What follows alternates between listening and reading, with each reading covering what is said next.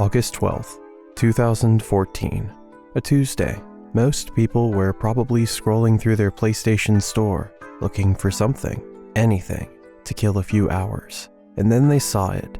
PT. No publisher listed, no screenshots, just a download button and a file size. The developer? 7780s Studio. Never heard of them, right?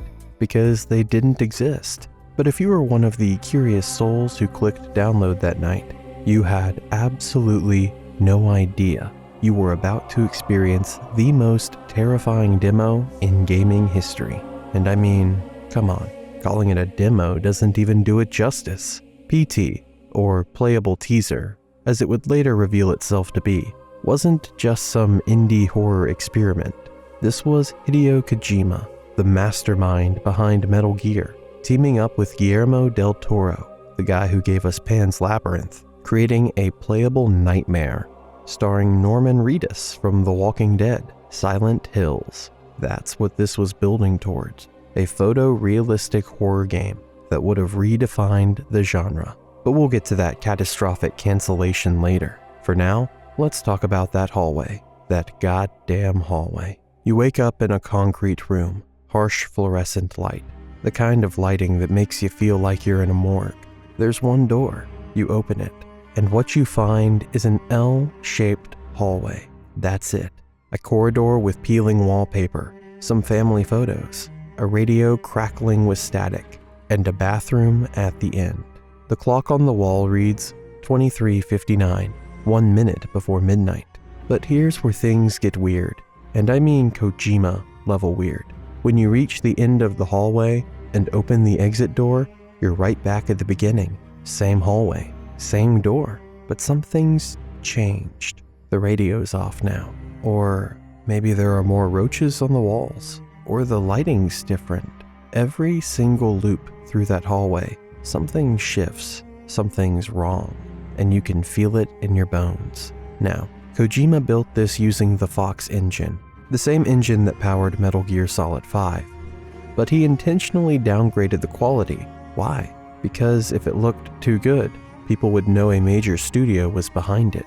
This man literally sabotaged his own technical achievement to maintain the mystery. That's the level of detail we're talking about here. And if you were one of those players stumbling through that hallway at 2 a.m. with your headphones on, you probably weren't thinking about graphics quality. You were thinking about survival, because lurking in that hallway was Lisa, the ghost, the monster, the thing that made PT legendary. She's tall, impossibly tall, wearing a bloodied nightgown, missing her right eye, and she can appear anywhere. The bathroom mirror, standing behind you in the darkness, standing in the balcony. Sometimes you just hear her sobbing in the distance, or breathing right next to your ear. Other times, she'd attack you outright, and when she did, her face would fill your entire screen, distorted and screaming, and the game would reset.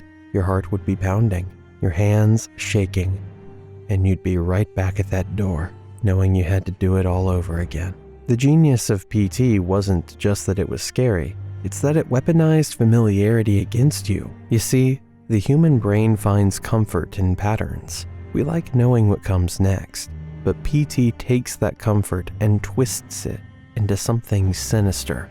The first loop is almost peaceful, if you can call a haunted hallway peaceful. You notice the details, the family photos on the wall showing a happy couple and their daughter, the beer bottles scattered around, the roaches scuttling across the walls, the radio broadcasting a news report about a family murder, a father who killed his wife and their unborn child. Brutal stuff.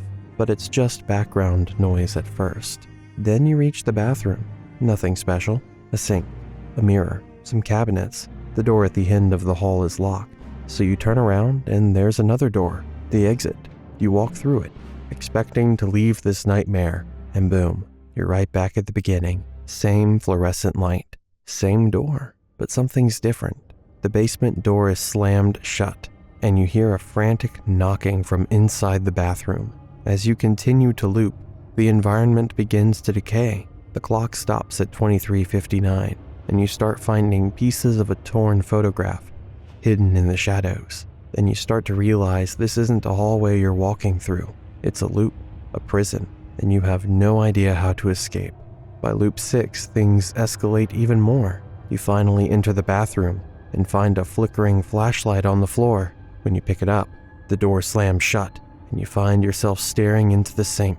And in the sink, you find something that still makes players lose their minds to this day. A fetus. A crying, moving fetus. It speaks to you. "Dad was such a drag," it says in this childlike voice that's equal parts innocent and horrifying.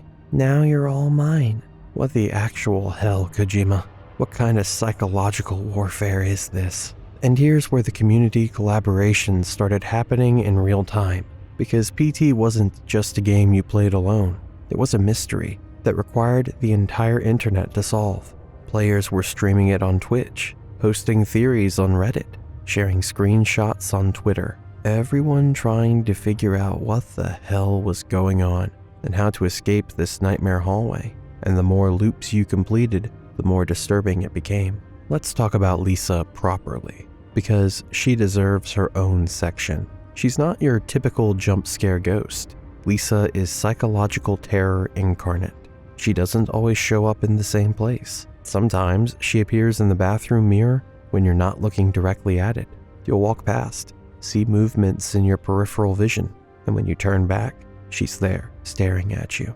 Other times, you'll be walking through the hallway and hear that sound, that shuffling, dragging sound. You know she's behind you. Every instinct is screaming at you to run, but in PT, you walk at one pace. You can't run. You can't defend yourself. All you can do is slowly turn around and face whatever's coming. And when Lisa attacks, it's not a traditional game over screen. The screen goes red. Her face fills your vision. That missing eye, the blood, the hatred in her expression. And then you hear this horrific, neck-snapping sound. And you're back at the beginning. Players reported having actual nightmares about Lisa. Some couldn't finish the demo because she was too intense. IGN's Lucy O'Brien called it the most genuinely frightening interactive experience in recent years, and she wasn't exaggerating. But here's what made Lisa truly genius from a design perspective. She was unpredictable. Some players would encounter her on their 3rd loop. Others wouldn't see her until their 8th or 9th. Sometimes she'd appear multiple times in one loop. Other times she'd stay hidden, but you'd hear her.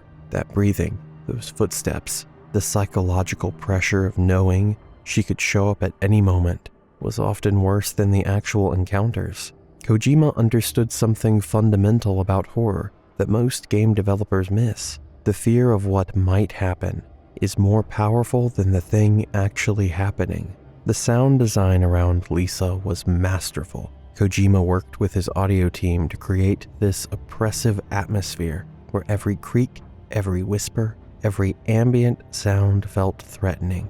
You'd hear a door close somewhere in the distance, or the sound of a baby crying, or that radio crackling with static, occasionally broadcasting fragments of news reports about more family murders. The radio says at one point, "What does that mean?" Nobody knows for sure, and that ambiguity made it even more terrifying. The genius of PT, the thing that turned it from a scary demo into a cultural phenomenon, was the final puzzle.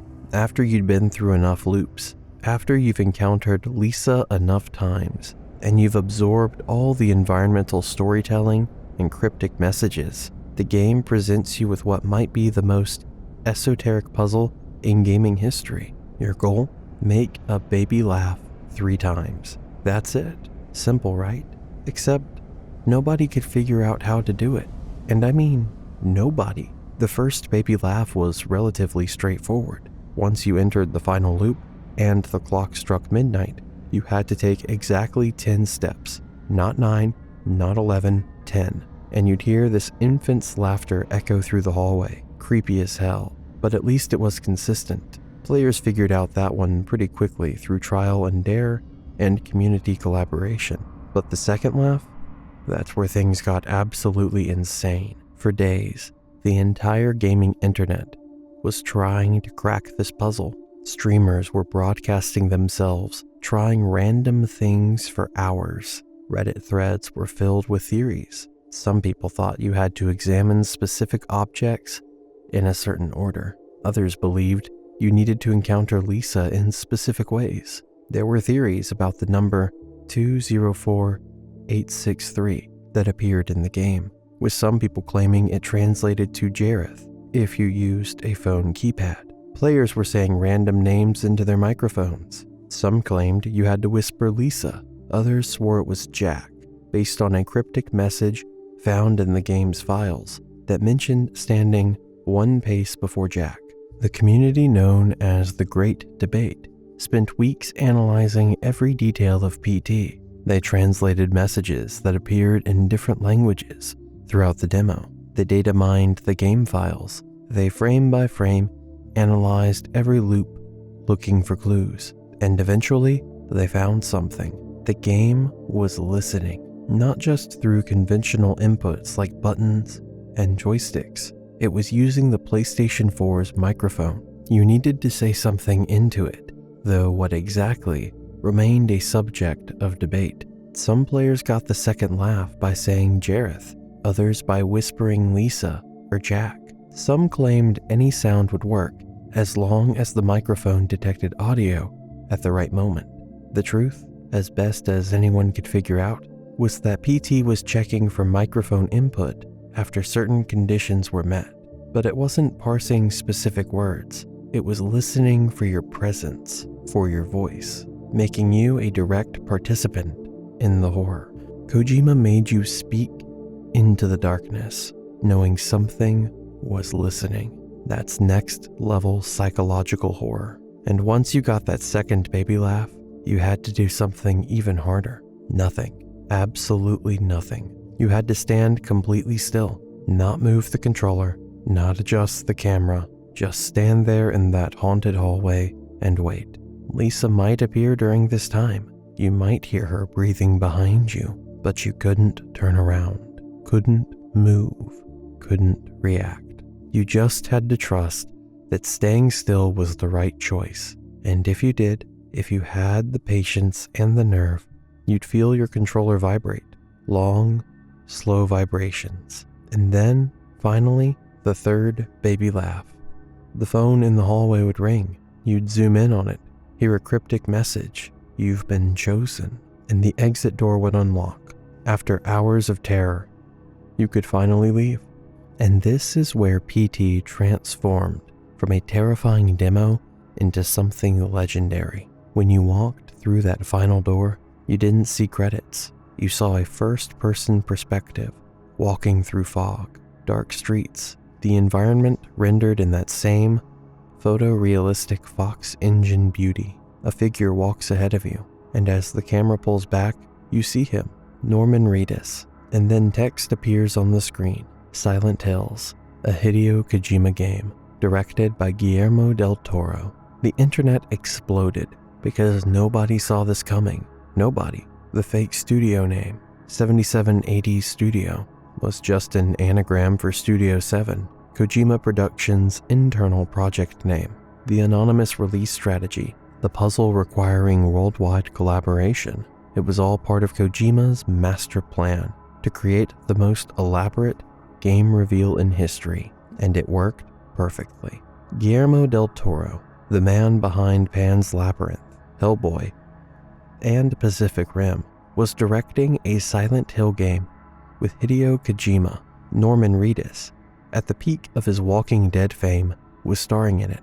And if the rumors were true, which Del Toro later confirmed, horror manga legend Junji Ito was also involved.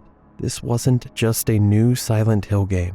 This was the horror game dream team. The perfect storm of talent that could actually deliver on the franchise's legendary potential. Del Toro had tried to make video games before. He worked on a game called Insane with THQ. But when THQ went bankrupt, that project died. So when Kojima approached him about Silent Hills, Del Toro was hesitant. "I've been burned before." But Kojima convinced him. They met at an award show, bonded over their shared love of film and horror, and started planning what would become Silent Hills. The vision was ambitious, photorealistic graphics, pushing the PlayStation 4 to its limits, open-world Silent Hill exploration, psychological horror without combat, a story that would blur the lines between reality and nightmare. Everything PT showed in that one hallway, but expanded into a full game. From interviews with Kojima and Del Toro, along with concept art that leaked over the years, we can piece together what Silent Hills was supposed to be. First, the setting. You'd play as a character trapped in the town of Silent Hill, though not the tourist destination from the earlier games. This was a darker, more grounded version. Urban decay, industrial nightmares, the kind of places Del Toro excels at bringing to life in his films. Think of the underground facility from Pan's Labyrinth, or the urban hellscape from Blade 2, but interactive and horrifying. The gameplay would focus on exploration and puzzle solving rather than combat. Kojima explicitly stated in interviews that he didn't want players to have weapons. When you have a gun, you feel powerful. That removes the fear. Instead, you'd have to hide, run, and outsmart the creatures hunting you. The creatures, by the way, were being designed by Del Toro himself, pulling from his extensive knowledge of horror iconography and his own twisted imagination. If PT's Lisa was any indication of Del Toro's creature design, Silent Hills would have featured some of the most disturbing enemy designs in gaming history. The story would be more personal and psychological than previous Silent Hill games. Norman Reedus' character wasn't revealed in detail, but Kojima hinted that it would explore themes of guilt, loss, and the sins of fathers being visited upon their children. Remember that radio broadcast in PT about the father killing his family? That wasn't random. That was the thematic core of Silent Hills, explaining how trauma and violence echo through generations, how the past haunts us quite literally, how we're all trapped in loops of our own making, walking the same corridors over and over, unable to escape until we confront what we've done. The technical ambition was staggering. Kojima wanted to use the Fox engine to create the most realistic horror game ever made. Every texture, every lighting effect, every shadow would be designed to make you question what was real. He talked about using binaural audio, so when you wore headphones, you'd hear things moving around you in three-dimensional space, footsteps behind you, whispers to your left. The goal was total sensory immersion in terror. And then there was the multiplayer component. Yes, multiplayer in a Silent Hill game. Kojima being Kojima, he had ideas for integrating other players into your single-player horror experience in unexpected ways. Messages appearing in your game from other players, ghosts of other players' deaths showing up in your world, maybe even more direct interaction, though details were never fully revealed. The idea was to make you feel like you weren't alone in this nightmare, but that the presence of others didn't necessarily make you safe. But while gamers around the world were losing their minds over the Silent Hills reveal, behind the scenes at Konami, something was going very, very wrong.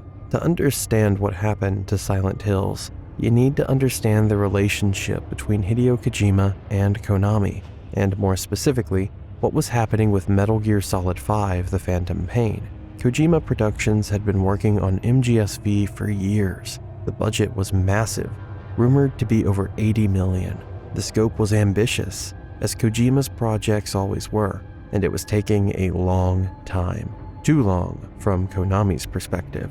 See, Konami wasn't just a video game company. They were also heavily invested in pachinko machines, mobile gaming, and casino operations, and those businesses were making money, reliable, consistent money. Meanwhile, console game development was expensive, time-consuming, and risky. Even a successful game like Metal Gear Solid took years to recoup its development costs. Internal tensions had been building for years. Konami's executive leadership wanted faster turnaround times, smaller budgets, and more focus on their profitable mobile and pachinko divisions. Kojima wanted creative freedom, adequate development time, and the resources to make the games he envisioned. These philosophies were fundamentally incompatible.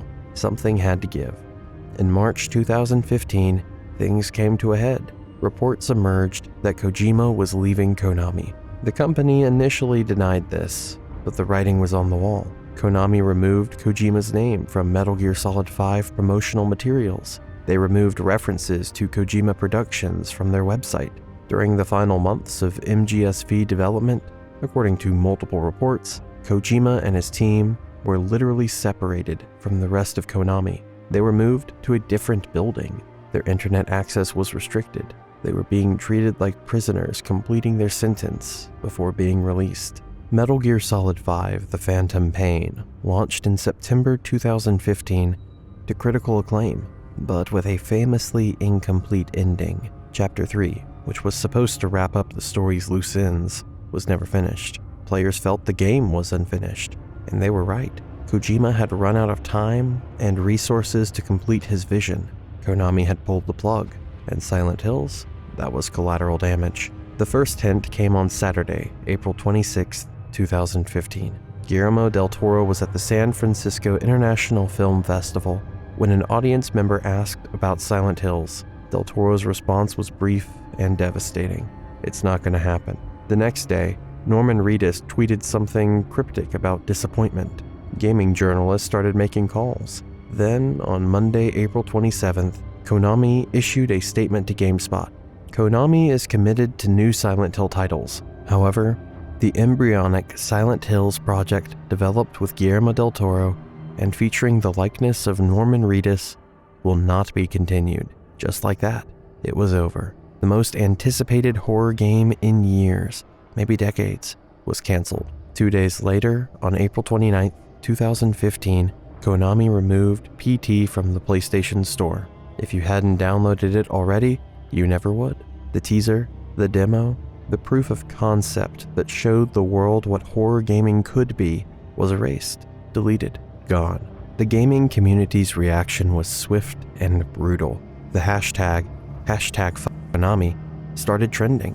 PlayStation 4 consoles with PT still installed started selling on eBay for over $1,000. People were literally buying entire game consoles just to experience one horror demo that Konami had tried to erase from existence. Petitions started on change.org, demanding that Konami reconsider. One petition gathered over 194,000 signatures, but Konami didn't budge. The game was dead, the teaser was gone, and the dream of Silent Hills died with it. Del Toro was devastated. In interviews afterward, he talked about how excited he'd been for the project.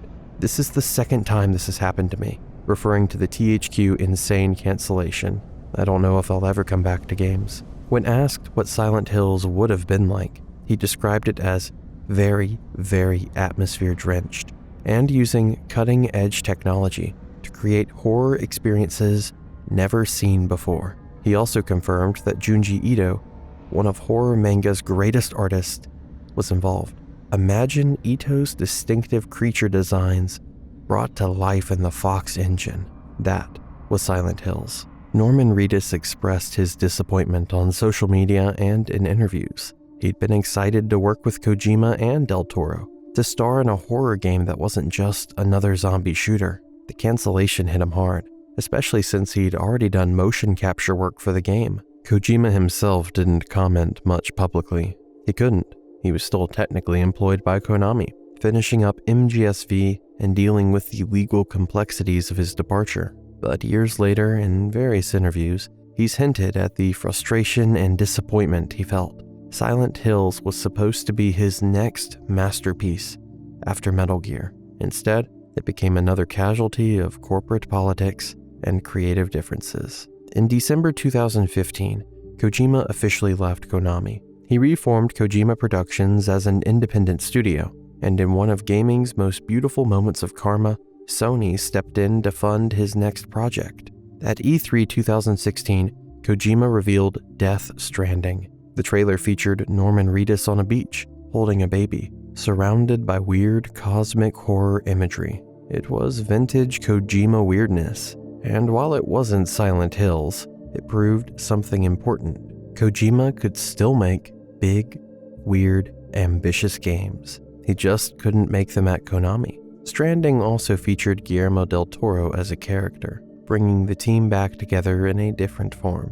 When the game launched in November 2019, it was divisive. Some loved it, some hated it, but everyone agreed it was uniquely Kojima. And for fans of Silent Hills, there were hints throughout Death Stranding of what could have been. The horror elements, the atmospheric tension, the themes of connection and isolation. It felt like Kojima was processing his disappointment through his work, showing us fragments of the game that got away. PT's influence on horror games cannot be overstated. Resident Evil 7, which came out in 2017, switched to first-person perspective and featured a more intimate, home invasion horror style. Coincidence? Probably not. Visage, an indie horror game released in 2020, is basically a spiritual successor to PT, featuring an endless house with shifting rooms and relentless supernatural terror. Games like Layers of Fear, Madison, and countless others owe a debt to PT's loop-based horror structure. The entire domestic horror subgenre that emerged in the mid to late 2010s can trace its lineage back to that one hallway. Before PT, horror games were mostly about zombies, monsters, or slashers in abandoned locations. After PT, developers realized you could create genuine terror in mundane spaces: a suburban home, a hallway, a bathroom. The places were supposed to feel safe became the most frightening places of all. Fan recreations of PT have appeared on every platform imaginable. Unreal Engine recreations, Unity versions. Someone even made it in Dreams on PlayStation. There are YouTube channels dedicated to cataloging every detail, every secret, every theory about PT. The game is only about an hour long if you know what you're doing, but people have spent hundreds of hours analyzing it, discussing it, trying to extract every last drop of meaning from Kojima's cryptic masterpiece. 13 years later, in 2026, PT is still talked about, still analyzed, still missed. Konami has made attempts to revive Silent Hill with new entries like Silent Hill 2 Remake and announcements of future titles, but they all exist in PT's shadow. Every time Konami announces a new Silent Hill project, the first comment is always the same, but it's not Silent Hills. The game that never was has become more legendary than any game that actually exists. We lost the collaboration between three titans of their respective fields: Kojima, who revolutionized stealth gaming and narrative storytelling in games; Del Toro, who brought literary horror to mainstream cinema; Reedus, at the peak of his career, bringing gravitas and vulnerability to video game performance. We lost Junji Ito's development, which would have brought the master of body horror and existential dread to interactive media for the first time. We lost a photorealistic horror game that would have pushed the PlayStation 4 to its absolute limits. We lost an open-world Silent Hill, where you could explore the town's darkest corners. We lost the combat-free gameplay that would have forced players to truly be helpless in the face of horror. We lost Del Toro's creature designs, which, if Lisa was any indication, would have been the stuff of nightmares. We lost a story about generational trauma, about fathers and sons, about cycles of violence that trap us in endless loops. We lost whatever insane innovations Kojima had planned for multiplayer integration. We lost years of DLC, expansions, and post-launch content that would have kept the horror community engaged and terrified. But maybe most importantly, we lost the proof that AAA horror games could still take risks. After Silent Hill's cancellation, major publishers became even more risk-averse with horror titles. Why invest in expensive, narrative-driven horror when you could make another action game with jump scares? Silent Hills could have shown the industry that there was an appetite for big-budget, artistic horror. Its cancellation sent the opposite message. The hole Silent Hills left in horror gaming hasn't been filled. Resident Evil 7 and Vintage are excellent, but they're different kinds of horror. The remakes of Resident Evil 2 and 3 are masterful, but they're playing it safe. Indie horror games like Amnesia, The Bunker, and Soma push boundaries, but they don't have AAA budgets. Death Stranding has horror elements, but it's not a horror game. We've been waiting for a game that delivers what PT promised. 11 years later, we're still waiting.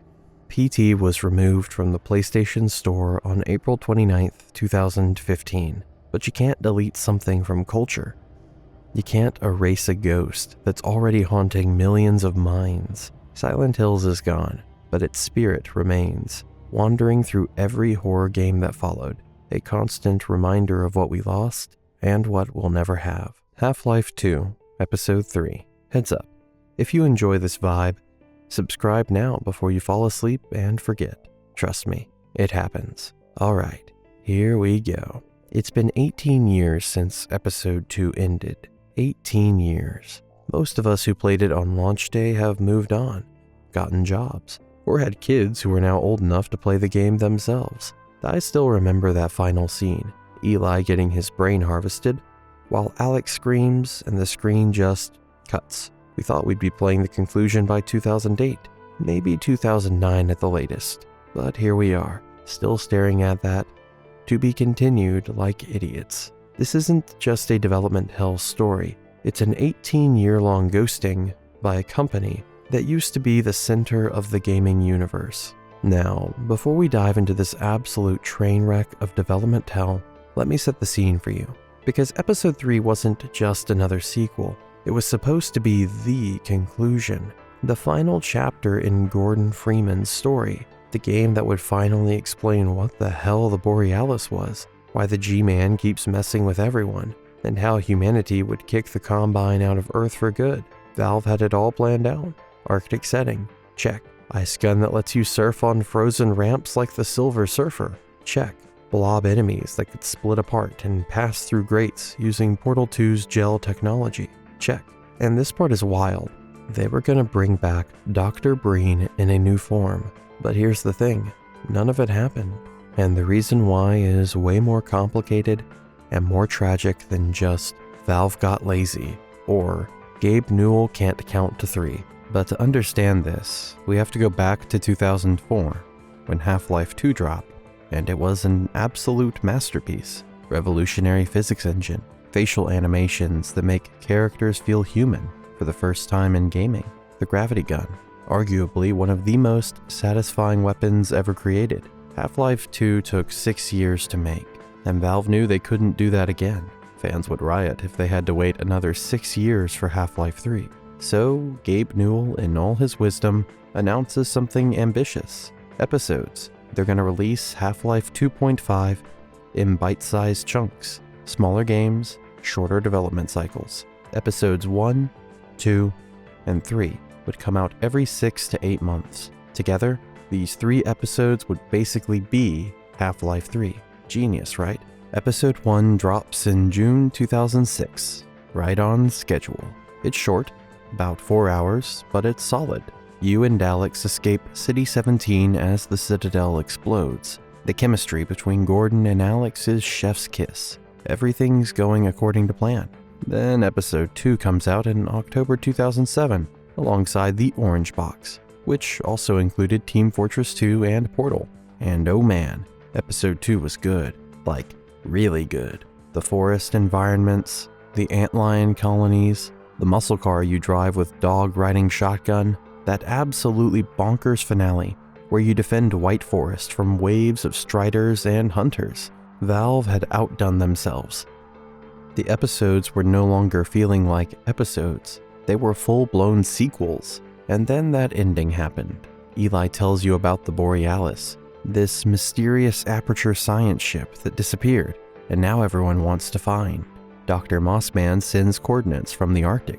You're about to board a helicopter with Alex to go find it. Everything's looking up.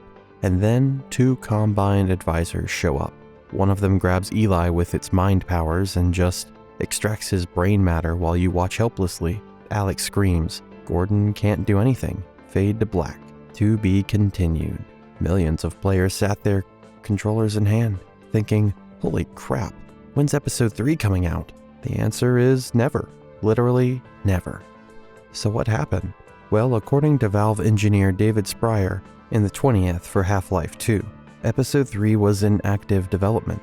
They had playable levels. They had the ice gun working. They had those blob enemies hopping around eating head crabs. After 6 months of work, they had a collection of playable levels in no particular order, and some story beats. Spryer figured they'd need another 6 months to hit that critical mass of mechanics, where everything would click into place. Then maybe another year or two to finish, depending on how ambitious they got. But Valve had a problem, a big one.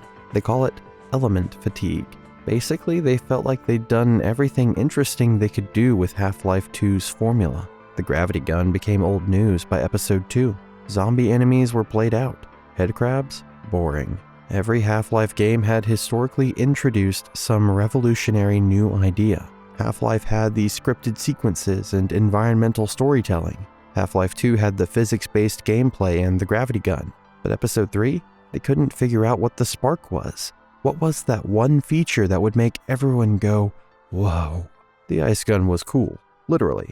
You could create barriers and ramps out of ice, freeze enemies. And in this sick Silver Surfer mode, you could run across ice ramps as you created them.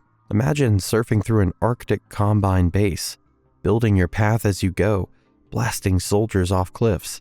That's rad as hell. And those blob enemies using the gel tech from Portal were revolutionary. They could split into smaller blobs, gobble up enemies, pass through grates, and completely change how encounters played out. But even with all that, something felt missing. Robin Walker, one of the designers, explained it like this. Valve uses Half-Life games to solve interesting collisions between technology and art. They need a unifying idea that provides a sense of wonderment, or opening, or expansion. The gravity gun was that for Half-Life 2, but for Episode 3, they never found it. And then the killing blow, Left 4 Dead. In 2008, Valve needed all hands on deck to finish Left 4 Dead. The AI director system, that brilliant bit of code that adjusts the zombie hordes based on how well you're playing, was groundbreaking. It needed work. The team was passionate about it, so they pulled people off Episode 3 to finish Left 4 Dead. And here's where it gets almost comical. In Sprier's own words, by the time Left 4 Dead shipped and became a massive hit, the Episode 3 team looked at each other and realized something terrible. They'd missed their window. Too much time had passed. It's too late now. We really need to make a new engine to continue the Half-Life series. Source 2 was in development. Surely they should wait for that, right? Make Episode 3 on a better engine. Make it even more ambitious. Except, here's the tragic part. Spryer himself admits, in hindsight that was wrong. We could have definitely gone back and spent 2 years to make Episode 3, but they didn't.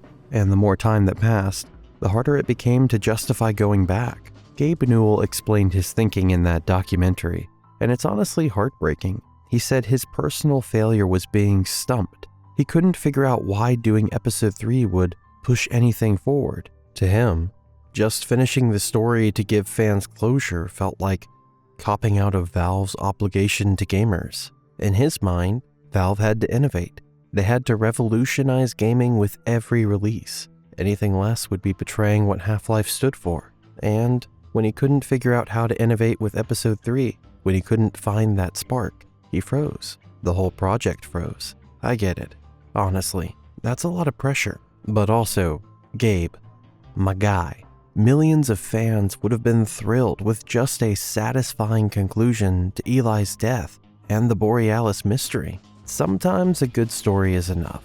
Not everything needs to reinvent the wheel. But this is Valve we're talking about. The company that made Steam, that printed money from Dota 2 and Team Fortress 2, that had zero financial pressure to release games. They could afford to be paralyzed by perfectionism. And so Episode 3 died. Not with a bang, but with a whimper. Quietly shelved, never officially canceled, just forgotten. Developers moved on to other projects. The ice gun tech got recycled. The blob enemies vanished into the archives. And the fans? The fans waited, and waited, and waited. Between 2007 and 2020, Valve canceled 5 separate Half-Life projects. First, there's the Arcane project. This one actually hurts to look at because Arcane was, and still is, the only studio with the right DNA to pull off a Half-Life spin-off. They were working on Return to Ravenholm, and it wasn't just a map pack. They had Father Grigori injecting himself with headcrab blood and slowly turning into a boss fight, and a nail gun that actually interacted with the environment's electricity. Valve saw all this progress and killed it anyway. Why? Because they felt played out with zombies. Meanwhile, the rest of us would have killed for 10 more minutes in that town. First, there was that Arcane Studios project. Back in 2006. 2007, Valve contracted them to make a 4th episode, Half-Life 2, Episode 4, also called Return to Ravenholm. Remember that terrifying zombie town from Half-Life 2, We Don't Go to Ravenholm? Arcane's game was going to be a horror-focused spin-off starring Adrian Shepard from Half-Life as the opposing force. You'd team up with Father Grigori, that mad preacher with the shotgun who helps you in the original Ravenholm level. So you wake up in an abandoned asylum. Grigori has dragged you there and made you some headcrab stew. Grigori has also been injecting himself with headcrab blood, thinking it'll make him immune to infection. Spoiler alert, it doesn't. Throughout the game, Grigori slowly mutates, his neck and head transforming into something monstrous, until eventually he explodes and becomes a boss fight. The game had sick weapons too, a nail gun that could conduct electricity through walls, letting you power up doors and set electrified traps, a magnet gun that could attract metal objects from a distance, even a weaponized leaf blower that let you double jump. Don't ask me how. Arcane built 9 or 10 levels before Valve pulled the plug. Why? According to Mark Laidlaw, the lead writer for Half-Life, Valve felt creatively constrained. Headcrabs and zombies were pretty much played out, plus the game had to take place before Episode 2's ending, which limited where they could take the story. But the real reason was because Arcane was running out of time, and Valve's episodic vision was already falling apart. Valve didn't have faith in their own release schedule anymore, and Arcane needed at least another 6 months to a year to finish. Valve said no, and that project was sadly canceled. Arcane founder Rafael Colantonio said they were devastated when it got canned, but he also admits it was valuable. Working with Viktor Antonov, the visionary artist who created Half-Life 2's brutalist aesthetic, taught Arcane everything they needed to know. Ravenholm was school for us. We were graduating. That training led directly to Dishonored's incredible art direction. So, silver lining, I guess. Then there was the big one, Half-Life 3. Not Episode 3, full Half-Life 3. Between 2013 and 2014, Valve actually tried to make it. This version was wild. They wanted to use procedurally generated levels, mixed with handcrafted story moments. Think Left 4 Dead's AI director, but for a single-player narrative game. Every playthrough would give you a different path through the environments, different encounters, different challenges. They even took new face scans of Frank Sheldon, the guy whose face they used for the G-Man, so they could update his character model for Source 2. But Source 2 wasn't ready. The engine was still being developed, still unstable, and was still missing critical features. Without a solid foundation, Half-Life 3 couldn't progress. Early in development, they realized they were trying to build a skyscraper on quicksand. Project canceled. There was also Borealis, a VR Half-Life game that Mark Laidlaw worked on right before he left Valve in 2016. This one would have let you experience time travel firsthand, jumping between the Combine's invasion of Earth before Half-Life 2 and the events right after Episode 2. You'd be on the Borealis itself, that mysterious Aperture science ship. And this part is wild. There was gonna be a fishing minigame where you'd fish off the bow of a time-traveling ship. Just imagine that for a second. You're standing on a vessel that's phasing through space-time, and you're just fishing.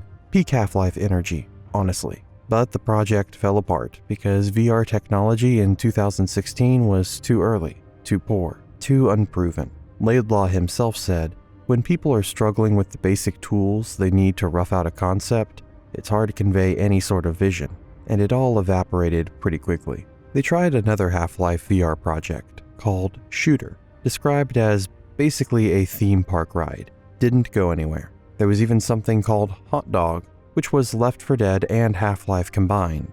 Valve won't talk about that one much, probably because it sucked. And don't even get me started on ARTI, the Minecraft-style creation game, or RPG, the Elder Scrolls / Monster Hunter mashup that never got far. Valve's design philosophy, this flat company structure where anyone can work on anything, meant projects could pop up and die just as quickly. No one was in charge. No one could say, hey, we're making Half-Life 3, and that's final. If a project didn't excite people, they'd just wander off to something else. It's creative freedom taken to its most chaotic extreme. But then, in August 2017, something absolutely insane happened. Mark Laidlaw, who'd left Valve a year earlier, posted a short story on his personal website called Epistle 3, and fans lost their damn minds. The story was written from the perspective of Gertrude Fremont, Gordon Freeman, get it? Addressing Playa, the player. The names were gender swapped and slightly changed. Alex became Alex Font. Dr. Mossman became Dr. Moss. But it was transparent what Laidlaw was doing. This was his vision for Episode 3's plot. After Eli's death, Gordon and Alex traveled to the Arctic to find the Borealis. Their helicopter crashes. They make their way on foot through Combine forces and frozen wastelands until they reach the ship. Except, the Borealis isn't just sitting there. It's phasing in and out of reality, jumping through time and space erratically because of Aperture's malfunctioning portal technology. They board the ship and find multiple timelines converging, different versions of themselves, combined from different eras. Dr. Mossman is there, trying to harness the Borealis as a weapon against the Combine. Alex, consumed by grief and rage over her father's death, wants to use the ship as a suicide bomb, ram it into the Combine's home dimension, and destroy everything.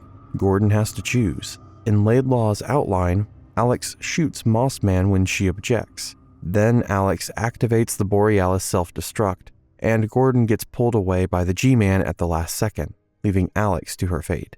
It ends ambiguously, with Gordon waking up somewhere unknown, the consequences unclear. Pretty dark stuff. Fans immediately started making projects to recreate it. But here's the twist. Laidlaw later said he regretted posting it.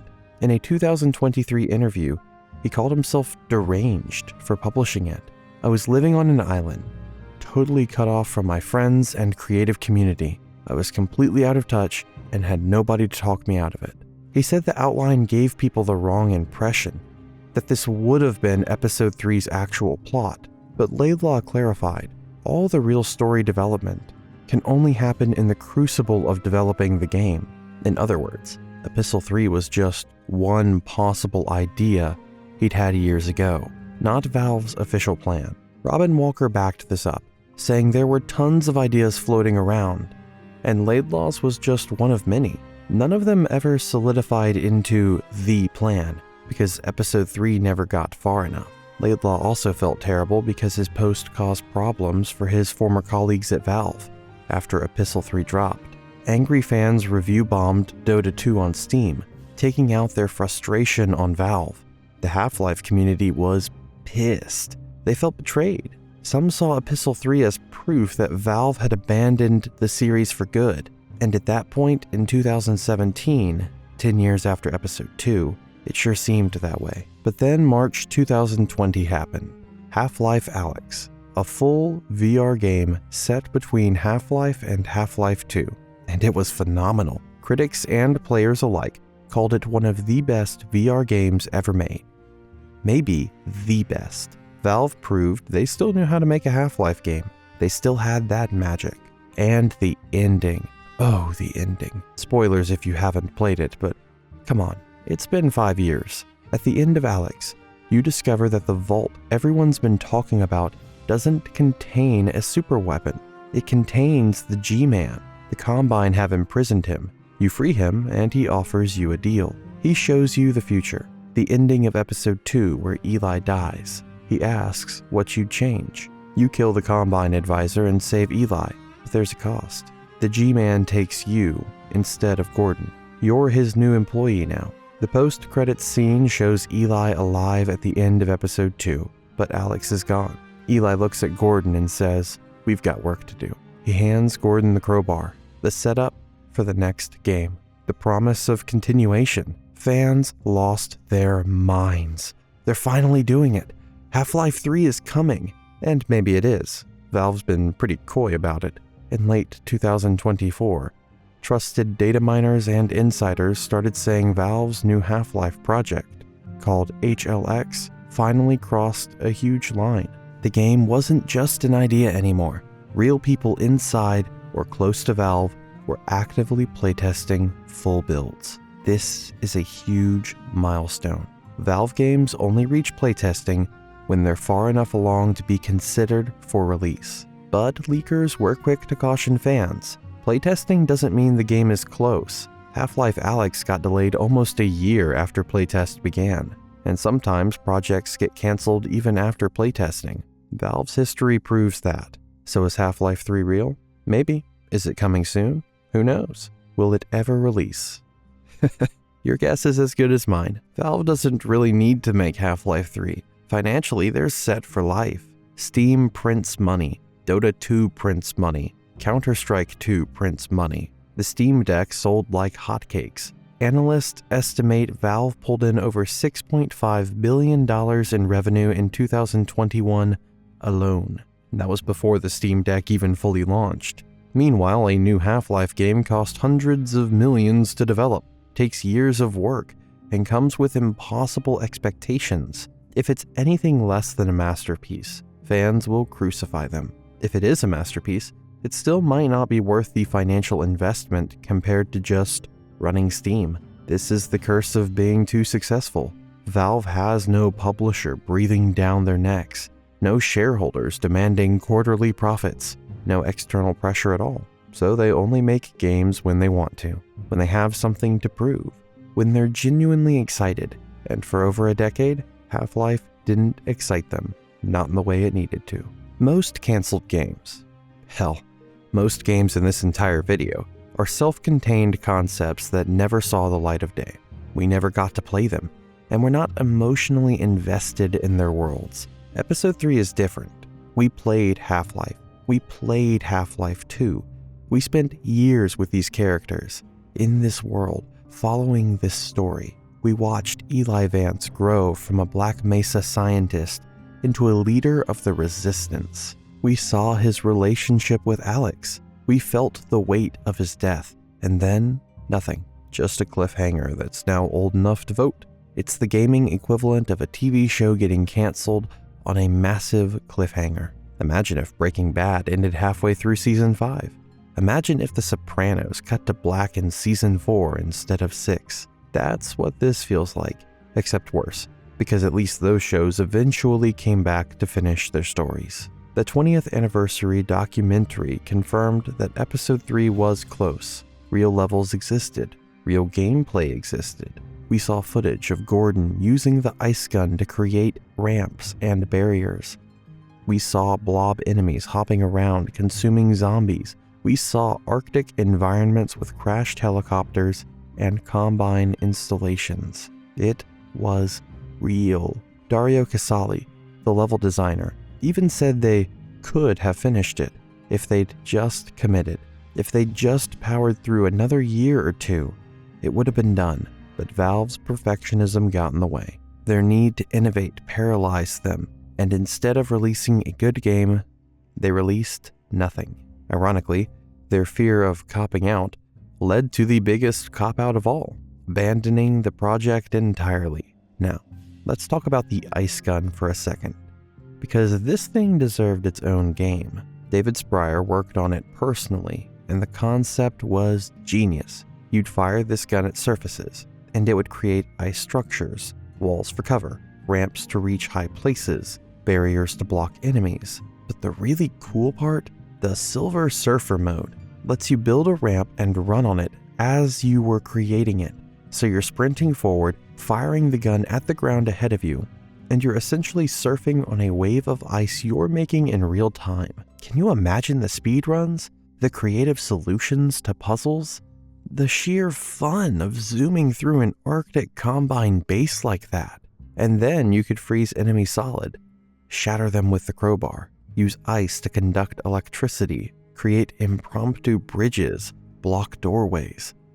The possibilities were endless. That gun alone could have carried episode 3, but nope, too bad, shelved. And those blob enemies, using the same isosurface technology that Valve developed for Portal 2's gels.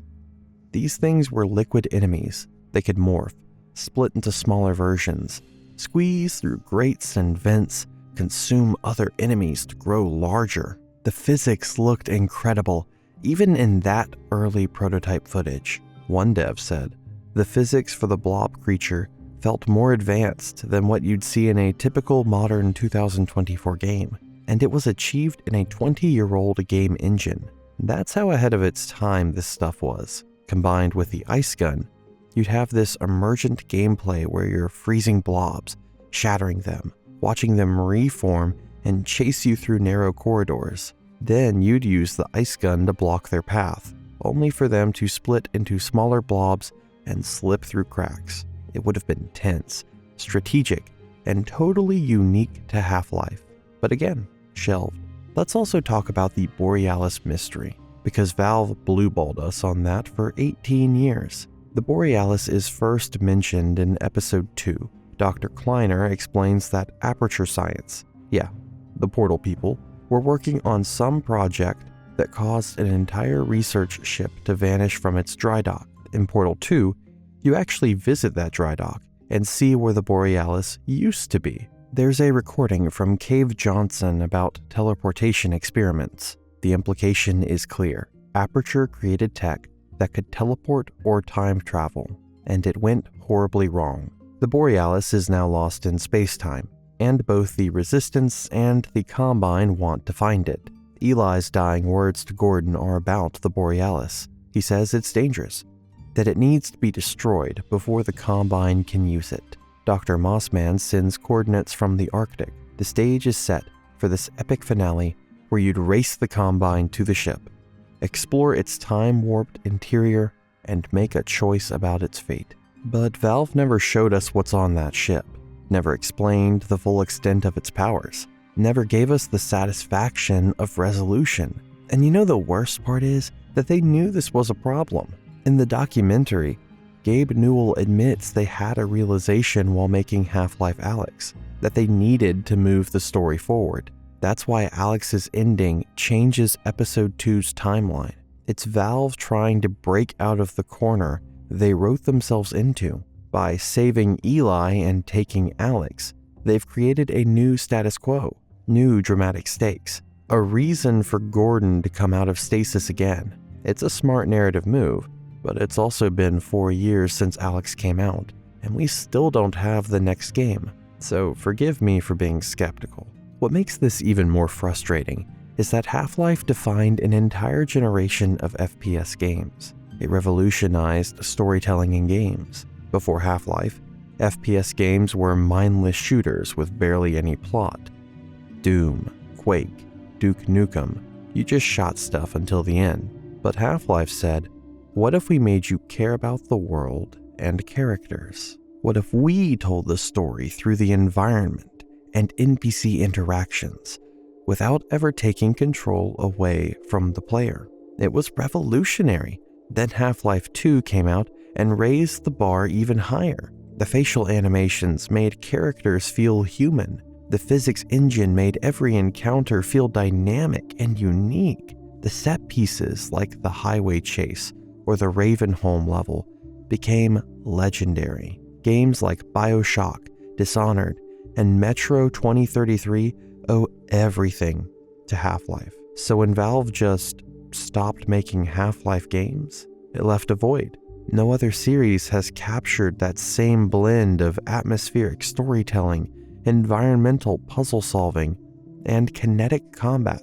Sure, plenty of games have tried, but none have succeeded.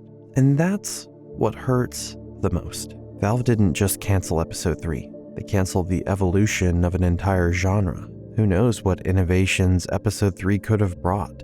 What new mechanics? What new storytelling techniques? We'll never know, because Valve decided that if they couldn't make it perfect, they wouldn't make it at all. And you know what? That's their right. It's their company, their IP, their decision. But it still sucks. It sucks for the fans who invested decades into this world.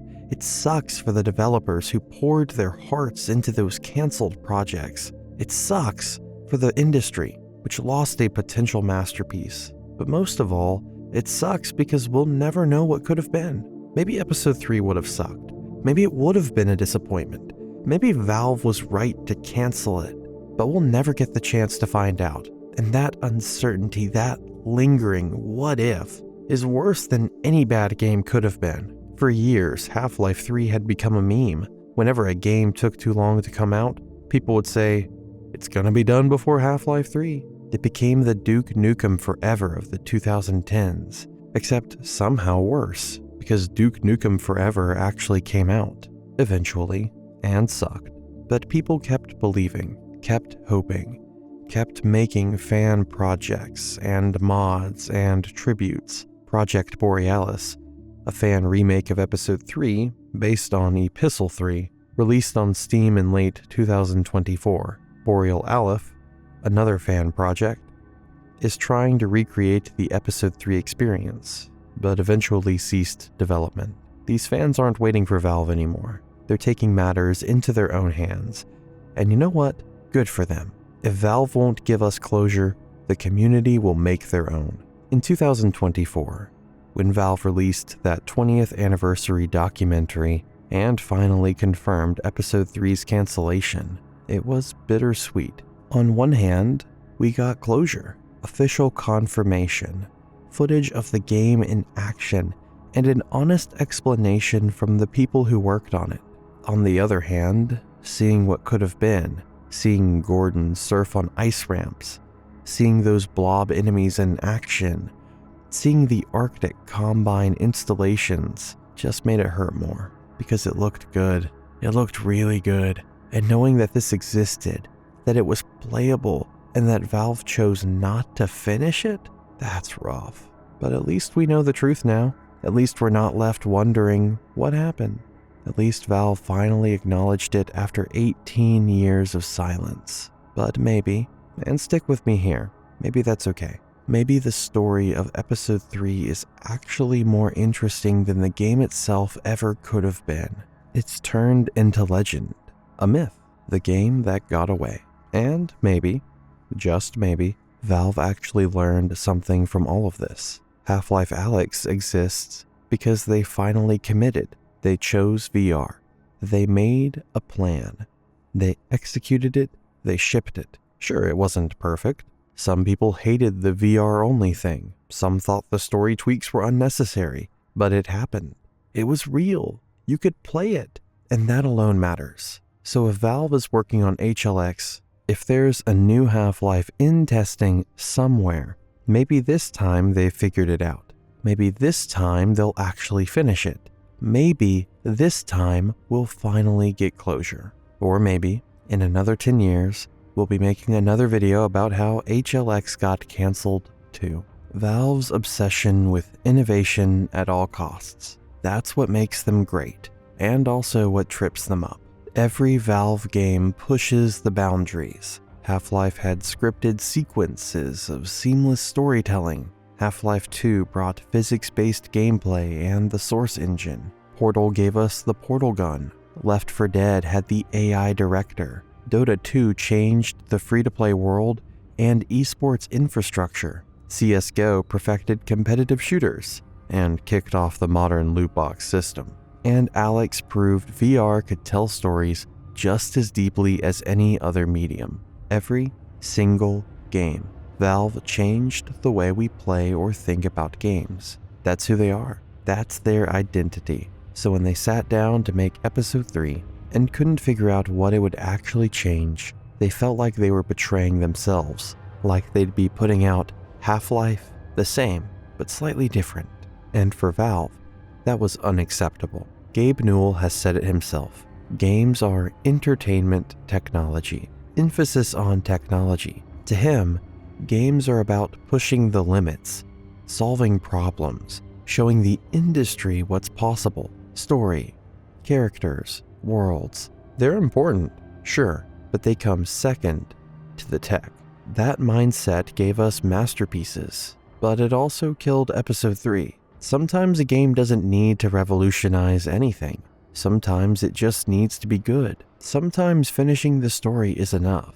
The Last of Us Part 2 didn't invent any new mechanics, but it was one of the most talked about games of 2020 because of its narrative.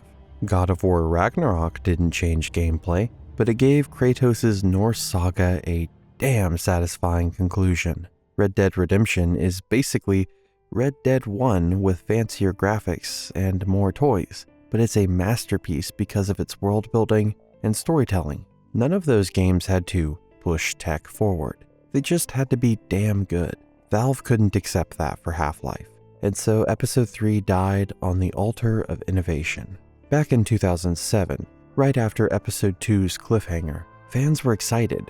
Annoyed at the cliffhanger, sure, but excited for Episode 3. The attitude was basically, okay, we'll wait a year, maybe 2 max. By 2009, excitement turned sour. Where's Episode 3? It's been 2 years. What's going on?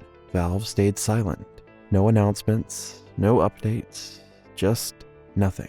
By 2011, the concern turned to frustration. 4 years, Valve. 4 years since Episode 2. What are you doing? Still nothing. By 2013, frustration turned to memes. Half-Life 3 confirmed.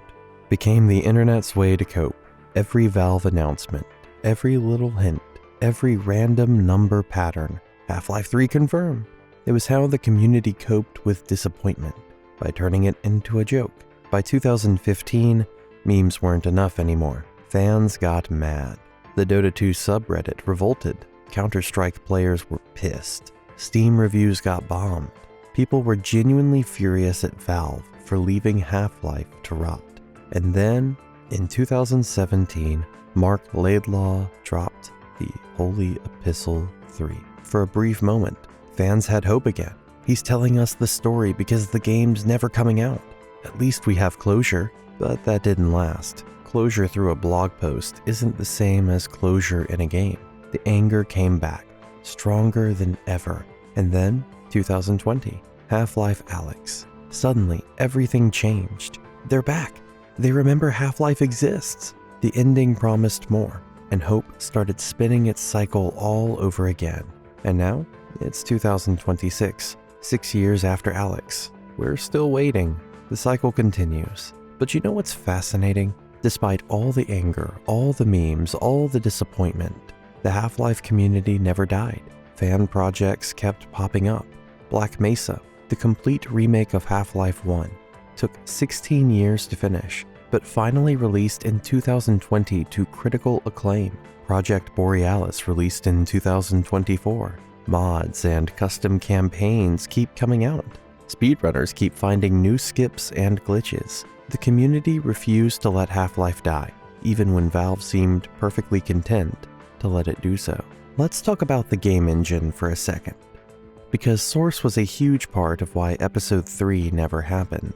By 2008 to 2009, Source was starting to show its age. It was cutting edge in 2004, sure, but 5 years later, games like Crysis, Uncharted 2, Batman Arkham Asylum were showing off what modern games could really do.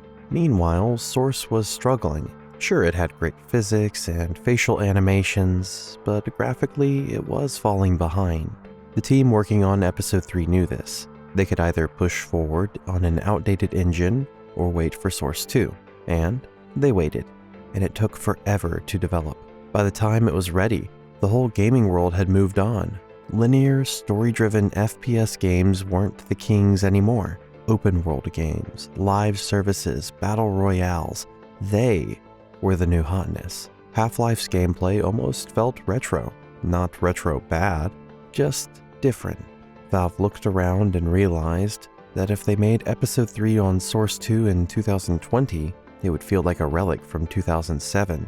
Pretty graphics just wouldn't save it. So they pivoted to VR with Alyx instead. Smart business decision? Absolutely. Satisfying for fans craving Episode 3? Not even close. And You want to know the most frustrating part of the whole Source 2 excuse? Other studios managed to finish masterpieces on aging engines just fine. BioShock Infinite came out in 2013 on a heavily customized version of Unreal Engine 3, and it looked incredible. The Last of Us ran on PS3 hardware using Naughty Dog's old engine, and it was gorgeous. You don't need the newest engine on the planet to make a great game. You need vision, commitment, and the guts to ship something, even if it's imperfect. Now, let's talk about the giant elephant in the room, Steam. Because honestly, Steam is the real reason Half-Life died. Before Steam blew up, Valve was a game-first studio. They made games to make money, but once Steam took off, and I mean really took off around 2008 to 2010, Valve's revenue exploded. Suddenly it became, why spend 5 years and $100 million making a risky game when we could generate billions basically on autopilot? Every game sold on Steam, Valve gets a 30% cut. In 2020, over 10,000 games released on Steam. Do the math. That's an insane amount of money flowing in for doing almost nothing besides keeping servers and infrastructure running. From a pure business perspective, making Half-Life 3 makes 0 sense. It's a huge financial risk for relatively small rewards. Best case scenario, it sells 10 to 15 million copies at $60 each. That's $600 to $900 million in revenue, which sounds great until you remember that Steam probably pulls that in every quarter. Worst case scenario, the game flops. Fans hate it. Valve's reputation takes a hit, and they don't even break even. Why would Valve do it? The answer is, they wouldn't. Not unless they were truly obsessed with the project. And through most of the 2010s, they weren't. They had lost that passion. They'd moved on. Half-Life 2's original developers had either left or were working on other stuff. New hires at Valve grew up playing Half-Life, but it wasn't their baby.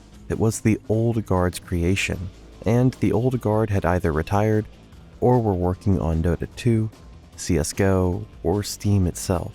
This is what happens when a company gets too damn successful. They lose their hunger. They stop innovating because money is already flowing in.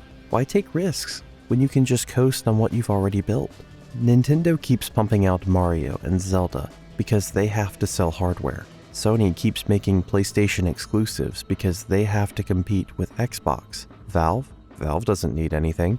And that immunity, that freedom, became a curse because without external pressure, without deadlines, without someone saying, we need this game to hit our quarterly targets, projects just drift.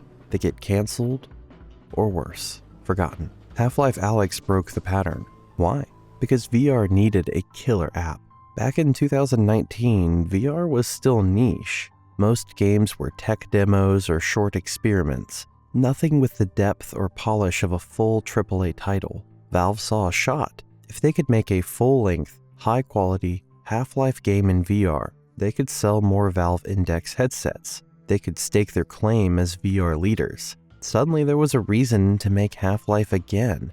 A strategic business reason beyond just fans want it. And that's what it took. Not fan demand, not artistic vision, but a cold, calculated business logic.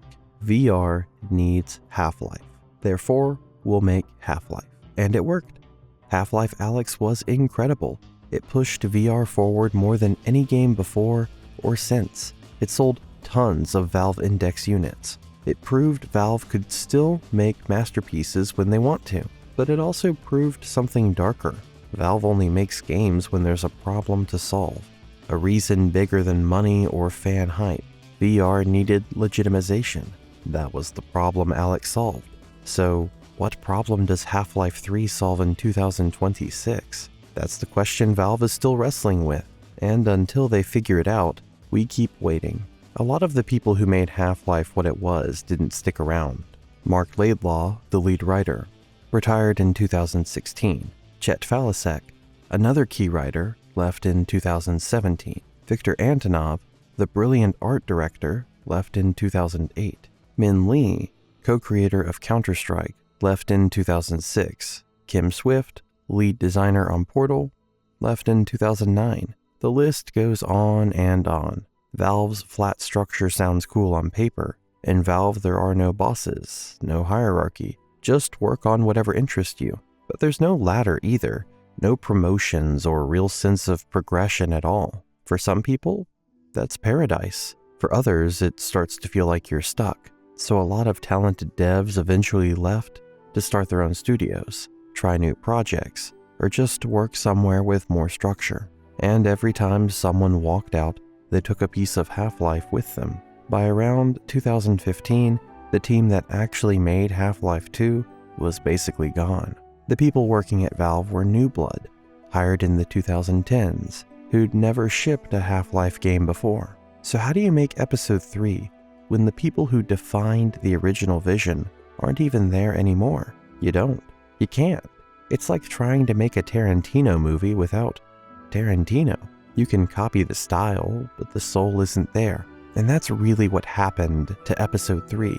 The soul of Half-Life slowly left Valve, one retirement and resignation at a time. The new generation of developers didn't grow up making Half-Life. They inherited it. To them, it was legacy IP, important, respected, but not theirs. Mark Laidlaw probably leaving hurt the most. He'd been there from the beginning. He wrote every Half-Life game and expansion. He was the voice of the series. When he retired in 2016 to go back to writing novels, it felt like the moment Episode 3 truly died. Without him, who was going to finish the story? Who knew the lore well enough to land that ending? Valve could have hired new writers, sure, but it wouldn't be the same. It would have felt like fan fiction. And I think Valve knew that. That's probably why they pivoted to Half-Life Alyx, a way to make Half-Life again without having to resolve Episode 2's cliffhanger. And Alyx is complicated. On one hand, it proved Half-Life isn't dead.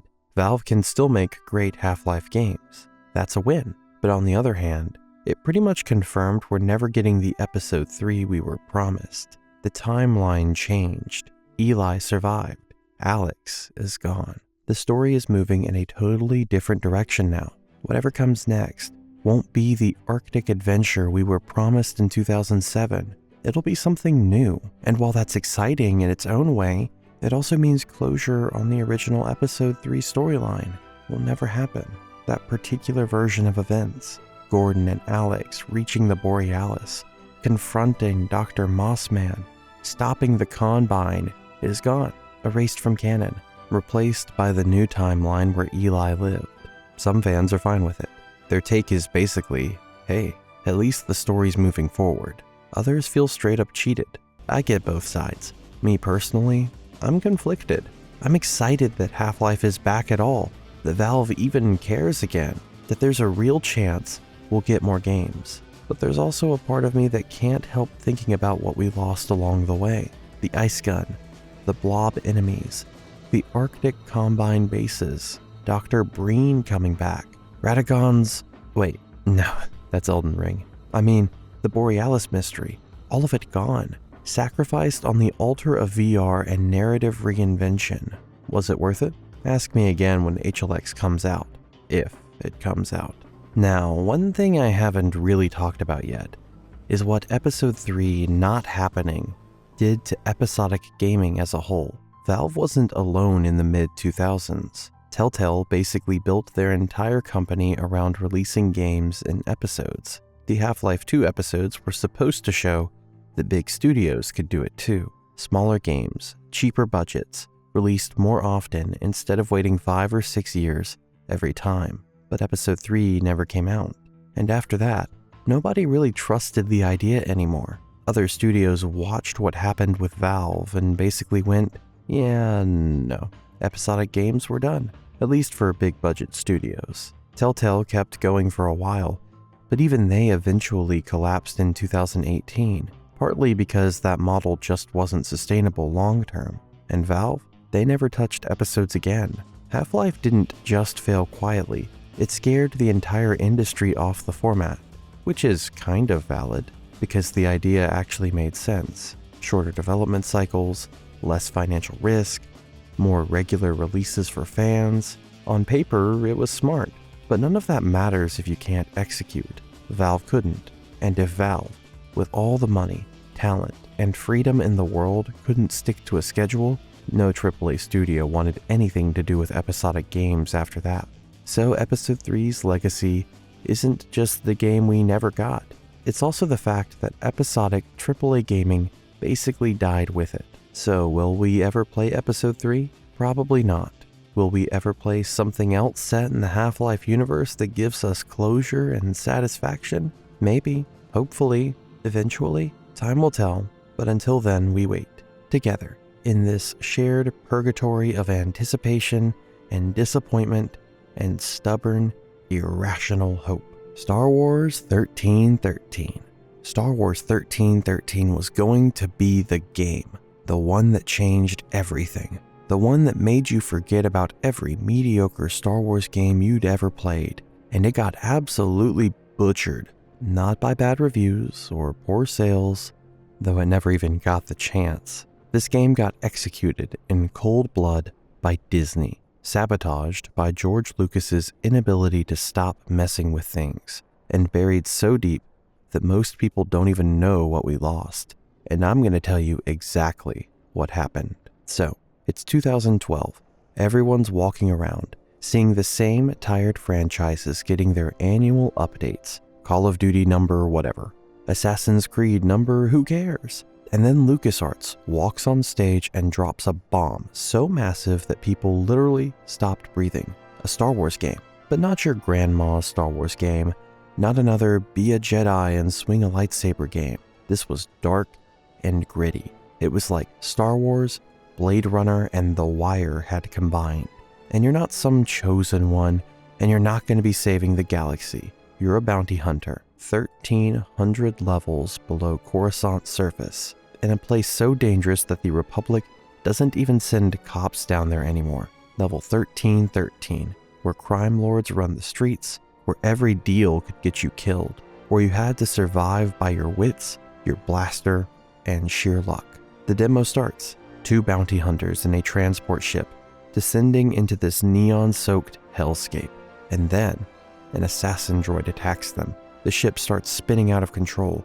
One of the hunters is climbing on the outside of the vessel, hundreds of stories up. Explosions go out everywhere, debris flying past, and the camera work is so cinematic you forget you're actually watching a video game. People in the audience were literally standing up. Gaming journalists were frantically taking notes with shaking hands. Twitter was losing its mind. IGN called it one of the best games at E3. GameSpot said it was a showstopper. Random developers from other studios were sneaking into the demo room multiple times just to watch it again. One reporter literally wrote that they needed to wipe drool off their face. Drool. That bounty hunter you saw in the demo was gonna die. Like, actually die. In the opening sequence, you'd be playing him, learning the controls, getting into the world, and then boom, you'll get executed, get shot in the head, and the person who kills you, Boba freaking Fett.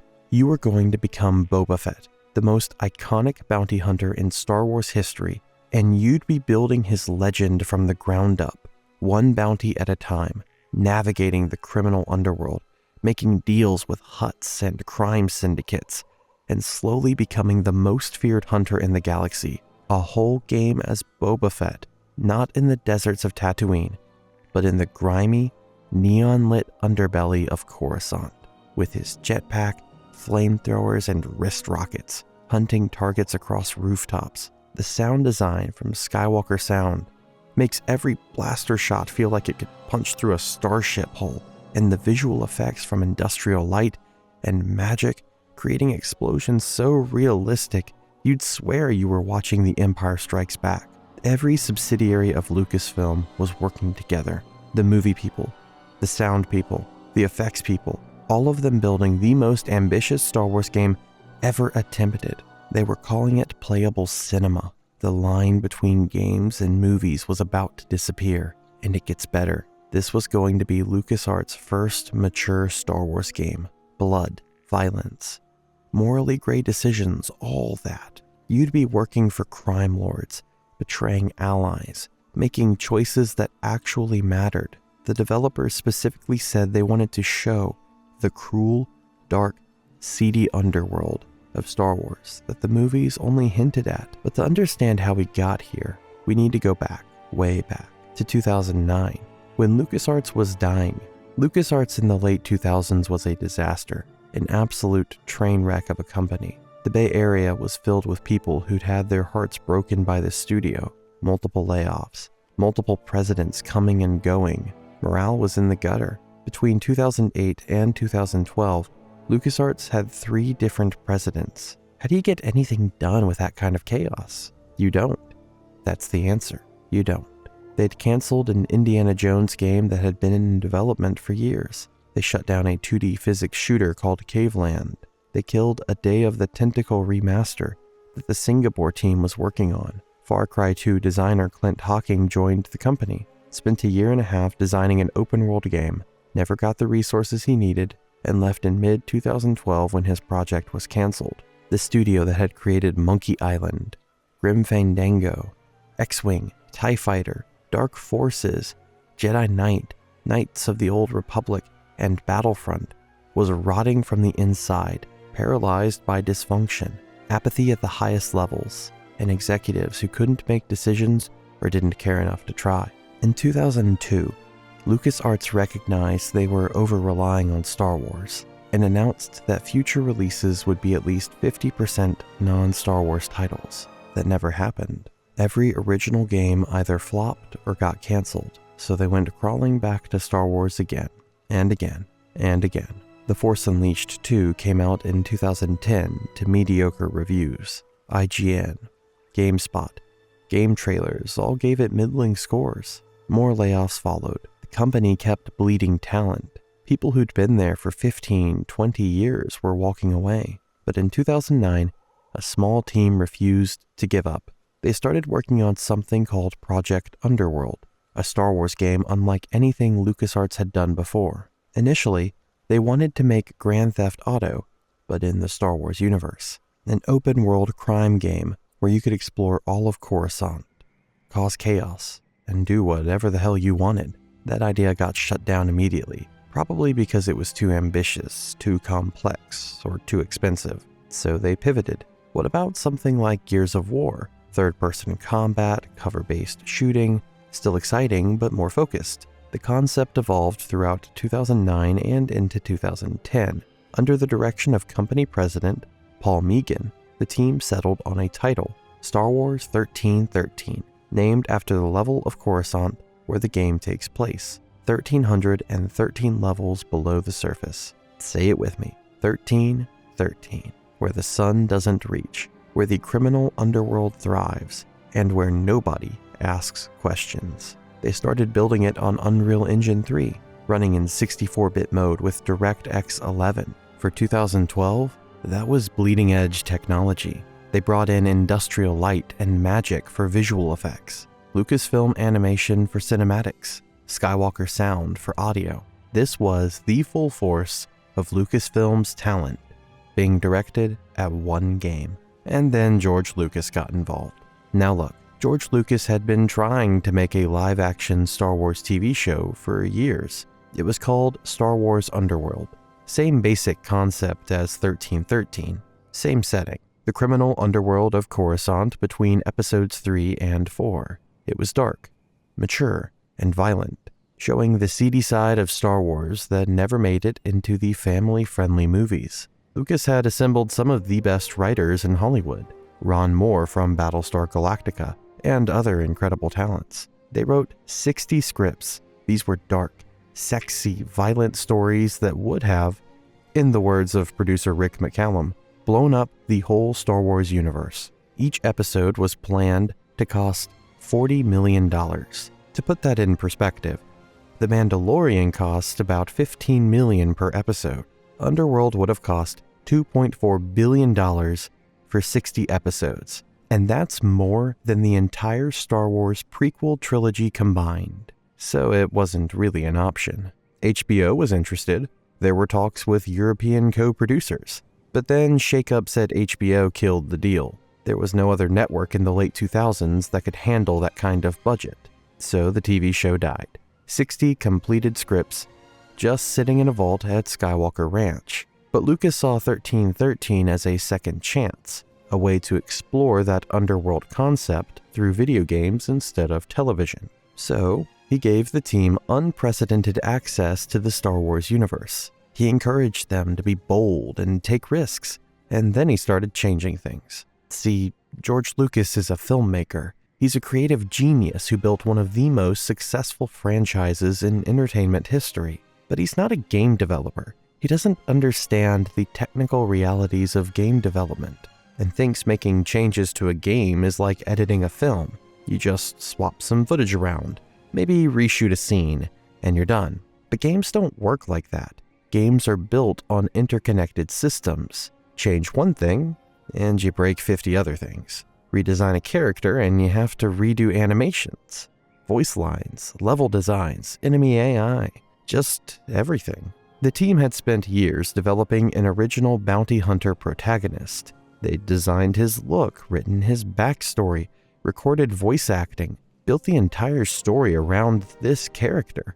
And, the most crucial, they designed the whole game for someone who couldn't fly. Ground-based combat, cover shooting, and climbing mechanics. Everything balanced around boots-on-the-ground gameplay. Then, 2 months before E3 2012, Lucas walks in and says, "Make him Boba Fett." The team is sitting there like, George, we built the entire game around not being Boba Fett. But you don't say no to George Lucas. He created Star Wars. He runs Lucasfilm. He's the big boss. So they scrambled and scrapped the original character and brought in Boba Fett. And immediately after that, everything broke. Because Boba Fett has a jetpack. That's basically his whole identity. That's what makes him iconic. You can't make a Boba Fett game where he doesn't fly, but the entire game was designed for someone who couldn't fly. Every level, combat arena, enemy encounter were all built for ground-based gameplay, and suddenly they had to redesign everything. Level architecture had to account for vertical movement. Combat arenas needed ceilings and obstacles to prevent players from just flying over everything. Enemy AI had to respond to aerial targets. Chase sequences had to work in 3 dimensions instead of 2. One developer later said that Lucas had zero capacity to understand how damaging these changes were. Lucas cared about storytelling, but didn't grasp the technical complexity. He thought it was simple. Swap the character model, change some dialogue, and done. But in reality, it required months of rework, and Lucas kept suggesting changes, adding ideas. Well-meaning ideas, but ideas that derailed production. The team was working insane hours trying to implement his vision while also preparing for E3. They were exhausted, but they believed in the project. In June 2011, Paul Meegan, the LucasArts president who'd been championing this project, gave an interview where he said, "In recent years, LucasArts hasn't always done a good job of making games. We should be making games that define our medium, that are competitive with the best of our industry, but we're not. That has to change." He meant it. He was fighting for 1313, fighting to prove LucasArts still mattered, and the E3 2012 reveal was his chance to prove it, and it worked. The demo was a massive success. The press went crazy. Gaming websites put it on their most anticipated lists.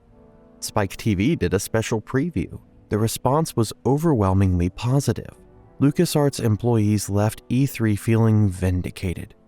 They'd proven they could still make incredible games. At Gamescom 2012 in August, they showed more footage, another gameplay trailer, more of that incredible atmosphere. Fans were hyped beyond belief.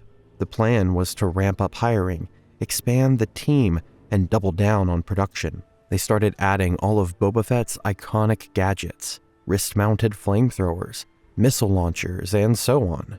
The jetpack completely transformed the gameplay, adding genuine vertical exploration and combat. They were making it work, and things were looking up. And then in September 2012, President Paul Meegan quit. The president who'd been fighting for this game. The guy who'd stood up at E3 and said, LucasArts needed to do better, just walked away. Nobody knows exactly why. Personal reasons, maybe. Frustration with upper management. Whatever the reason, he was gone. And immediately after that, hiring froze, and the company went completely silent. Rumors started circulating. Disney was negotiating to buy Lucasfilm. Disney was buying Star Wars. Disney is buying everything. In October 2012, the announcement everyone was expecting came. Disney had purchased Lucasfilm for $4.05 billion, $2.1 billion in cash, the rest in Disney stock. The official line was, business as usual. A LucasArts representative said all projects would continue. Everything was fine, and there was nothing to worry about. But behind the scenes, everyone at LucasArts knew they were cooked. See, Disney had a policy, a cold strategy they'd been implementing across all their divisions. They didn't want to make video games. They wanted to license video games. Why take the financial risk of development when you can just license your properties to other companies and collect easy money? Disney had recently shut down their own internal game development, Junction Point Studios, Disney Interactive Studios. Disney shut them all down. They'd learned their lesson. Making games is expensive and risky. Licensing games is profitable and safe. So when Disney bought Lucasfilm, everyone knew what was coming. The hiring freeze stayed in place and months went by. The 1313 team kept working, hoping against hope that Disney would see the potential. They created demos specifically for Disney executives. They reached out to EA, thinking maybe EA could save it. But Disney didn't care. And for 6 months, the 1313 team existed in limbo, working on a game that might never release. Watching colleagues quietly start looking for other jobs, seeing executives have closed-door meetings, reading the writing on the wall. On December 21st, 2012, Disney officially completed the acquisition of Lucasfilm, and according to sources, development on 1313 had been frozen since November. The game was already dead. They just hadn't announced it yet. By March 1st, 2013, Kotaku reported that 1313 was on hold. 3 sources confirmed the game had been frozen since the Disney acquisition. LucasArts responded saying the game was still in production. They were lying and clearly trying to buy time. By April 3rd, 2013, Disney sent out a press release. It was cold, corporate, and totally motionless. After evaluating our position in the games market, we've decided to shift LucasArts from internal development to a licensing model, minimizing the company's risk while achieving a broader portfolio of quality Star Wars games. As a result of this change, we've had layoffs across the organization. Translation, we're shutting you down. Pack your stuff and get out. 150 people got laid off. The email went out at 9 a.m. Employees sitting at their desks, working on builds, were told to stop immediately. And some of these guys had been at LucasArts for 15, 20 years. They'd made Monkey Island, Grim Fandango, X-Wing, TIE Fighter, Knights of the Old Republic, and Battlefront. And not only 1313, Star Wars First Assault, another game that was basically finished, also got canceled. Every project in development was dead. Only a skeleton crew of less than 10 people remained. Their job was to handle licensing. That's all LucasArts became, a licensing office. And Disney's excuse? We want to minimize risk while achieving a broader portfolio of quality Star Wars games. They immediately announced an exclusive deal with EA, the company that had been voted worst company in America twice. Yeah, that EA. They got the exclusive rights to all future Star Wars games for 10 years. Over 20,000 people signed a petition to save 1313. Gaming communities were in mourning. Twitter was exploding. Reddit was furious. People were begging Disney to reconsider, and Disney, being Disney, ignored all of it. When reporters asked EA about continuing 1313, EA's response was, "We are not announcing any specific titles at this time." That's corporate speak for, "It's dead. Stop asking." In December 2015, Kathleen Kennedy, president of Lucasfilm, did an interview where she said the 1313 concept art was gold, and they were spending a lot of time poring through it, discussing it, and they may very well develop these things further. But that was a lie, because in 2014, Disney had already abandoned the trademark for Star Wars 1313. They had no intention of making it. They were just saying nice things to stop people from being angry. Corporate PR nonsense to calm fans. Well, they had zero plans to actually do anything. And you know what Disney gave us instead? Battlefront 2015. A gorgeous but shallow multiplayer shooter with barely any content. Then, Battlefront 2 2017, which became the most downvoted post in Reddit history because of predatory loot boxes. It took 6 years after the LucasArts closure to get one actually good single-player Star Wars game, which was the Jedi Fallen Order. Meanwhile, 1313 would have been out in 2013-2014. In September 2013, Lucasfilm's CTO, Kim Libreri, gave a presentation at the British Academy of Film and Television Arts. He demonstrated the mocap technology they'd developed for 1313. He suggested that movie post-production could eventually be replaced by game rendering technology. The game was running on Unreal Engine 3 in 64-bit with DirectX 11. Imagine walking through the markets of level 1313, neon signs and Aurebesh flickering overhead, steam rising from grates in the streets, crowds of aliens speaking different languages, moisture condensing on grimy metal walls, the constant hum of machinery mixing with distant music from shady bars. One developer mentioned they were writing hip-hop music for a malfunctioning protocol droid named ADHD. How cool is that? The voice acting was being treated with the same care as a major film production. They wanted Boba Fett's dialogue to be compelling and nuanced, showing his evolution from a young bounty hunter trying to make a name for himself into the legend we know from the original trilogy. The story was going to explore how Fett built his reputation, taking increasingly dangerous jobs, getting caught up in a conspiracy involving the highest levels of Coruscant society. You'd be dealing with other bounty hunters like Bosk. Concept art showed Fett standing over a captured Bosk in the depths of the city. You'd be navigating between different criminal syndicates, making deals with Hutts, betraying allies when necessary, every choice having consequences, your reputation affecting how NPCs treated you, certain jobs only becoming available if you had proven yourself ruthless enough. The combat was designed to feel brutal and realistic. A few well-placed shots could take someone down, but the same was true for you. Cover was essential. Coming at them from angles mattered, and using your gadgets strategically made the difference between success and death.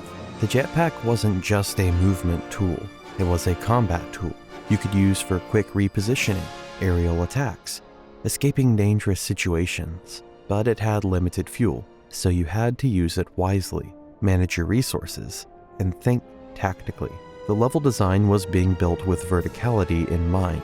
You could explore multiple layers of the city, climb to rooftops, drop down into lower levels, find hidden passages. The architecture told stories. You'd see how the lower levels had been built on top of even older structures. They were planning dynamic events. Basically, things happened in the world, whether you were there or not.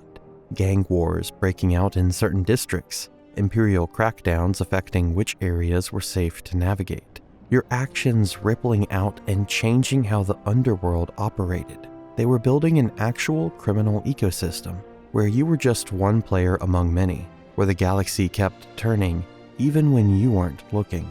But none of it mattered, because Disney killed it all. And you want to know the coolest part? After E3, the 1313 team sent emails to each other about how proud and excited they were to show the world what they'd built. When the closure happened, one of the leads sent a heartbreaking email thanking the team for their passion and dedication. These weren't just people doing a job. These people who'd poured their hearts into something they thought could change Star Wars gaming forever, and Disney threw it all in the garbage without a second thought. Fast forward to January 2022, which is 9 years after the cancellation. New footage leaks. The footage was 3 minutes of actual Boba Fett gameplay that nobody had ever seen. The video shows Fett walking through the crowded markets of level 1313. The world detail is insane. Then it cuts to a chase sequence, where Fett pursues a target across rooftops, using his jetpack in short bursts. The movement looks fluid and natural. The camera work is cinematic, but still feels like it's gameplay. It reminds you of Uncharted, but it's definitely Star Wars. The video got 200,000 views in under 24 hours. Gaming news sites covered it like breaking news. Comment sections flooded with people mourning what could have been. And the timing of that leak was insane. It came out literally right after an episode of the Book of Boba Fett, Disney's version of Boba Fett, where he's a crime lord who desperately wants everyone to like him, where he gets beaten up by teenagers with sticks, where his armor looks like a cheap costume, and he spends more time in a bacta tank than actually being a bounty hunter. Like, it was insane. People watched that show, then saw the 1313 footage, and realized what we could have had: a mysterious, competent, actually cool Boba Fett. A bounty hunter doing bounty hunter things, not a crime boss learning about friendship and feelings. The contrast was devastating. It was proof that 1313's version of Boba Fett would have been everything fans actually wanted. Some elements of 1313 did survive. In Clone Wars Season 7, there's a scene where Ahsoka Tano crashes on level 1313, and the art design looks suspiciously similar to 1313 concept art. The Mandalorian used some visual designs that came from 1313's development. The Book of Boba Fett borrowed environmental concepts, but these were scraps of a much larger vision scattered across other projects. It's like taking a masterpiece painting, cutting it into pieces, and using those pieces as backgrounds in other paintings. What about spiritual successors? Star Wars Jedi Fallen Order in 2019 gave us third-person action-adventure Star Wars with Uncharted-style gameplay. It was great, but it wasn't 1313. It was about a Jedi, not a bounty hunter, and was relatively safe and family-friendly. Star Wars Outlaws in 2024 lets you play as a scoundrel, but it was open world and still skewed toward younger audiences. The criminal underworld was sanitized and kept family-friendly crime. There was no blood or any real moral complexity, just a fun adventure where you're a lovable rogue. Nothing has captured what 1313 was trying to do.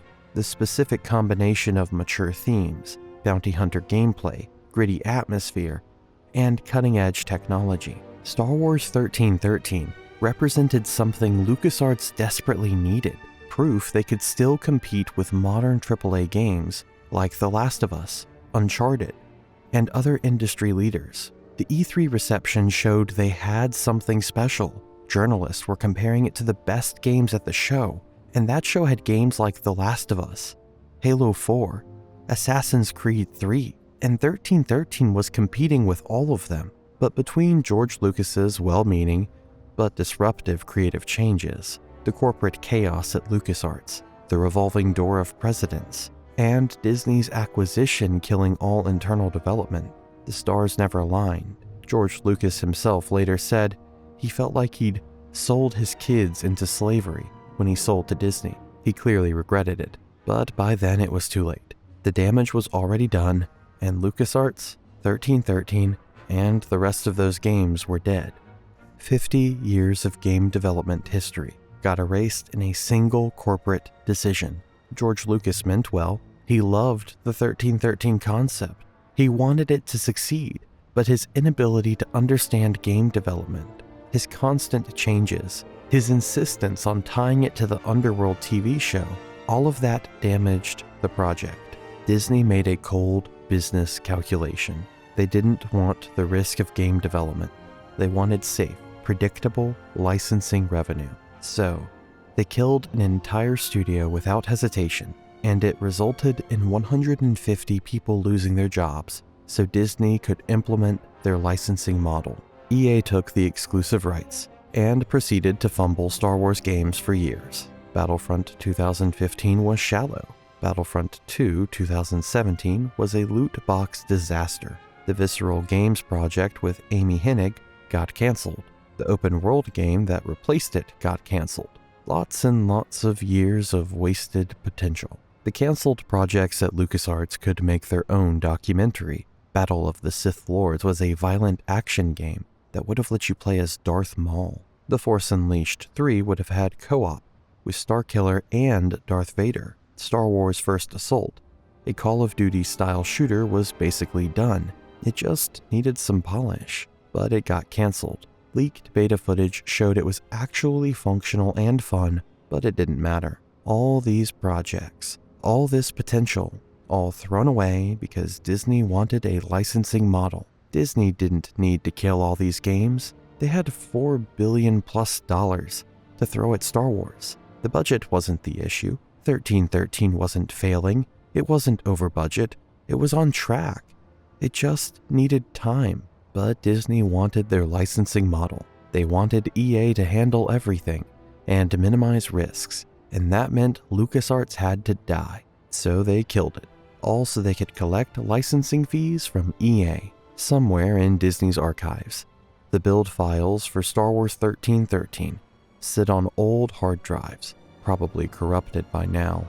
It is a monument to what could have been, a testament to the fragility of creative projects in an industry controlled by corporate balance sheets. In December 2018, a fan developer announced he was making a spiritual successor called 1313. He got a small team together and started working on it. He even got contacted by Lucasfilm, who gave him permission to proceed as long as he didn't use the Star Wars name.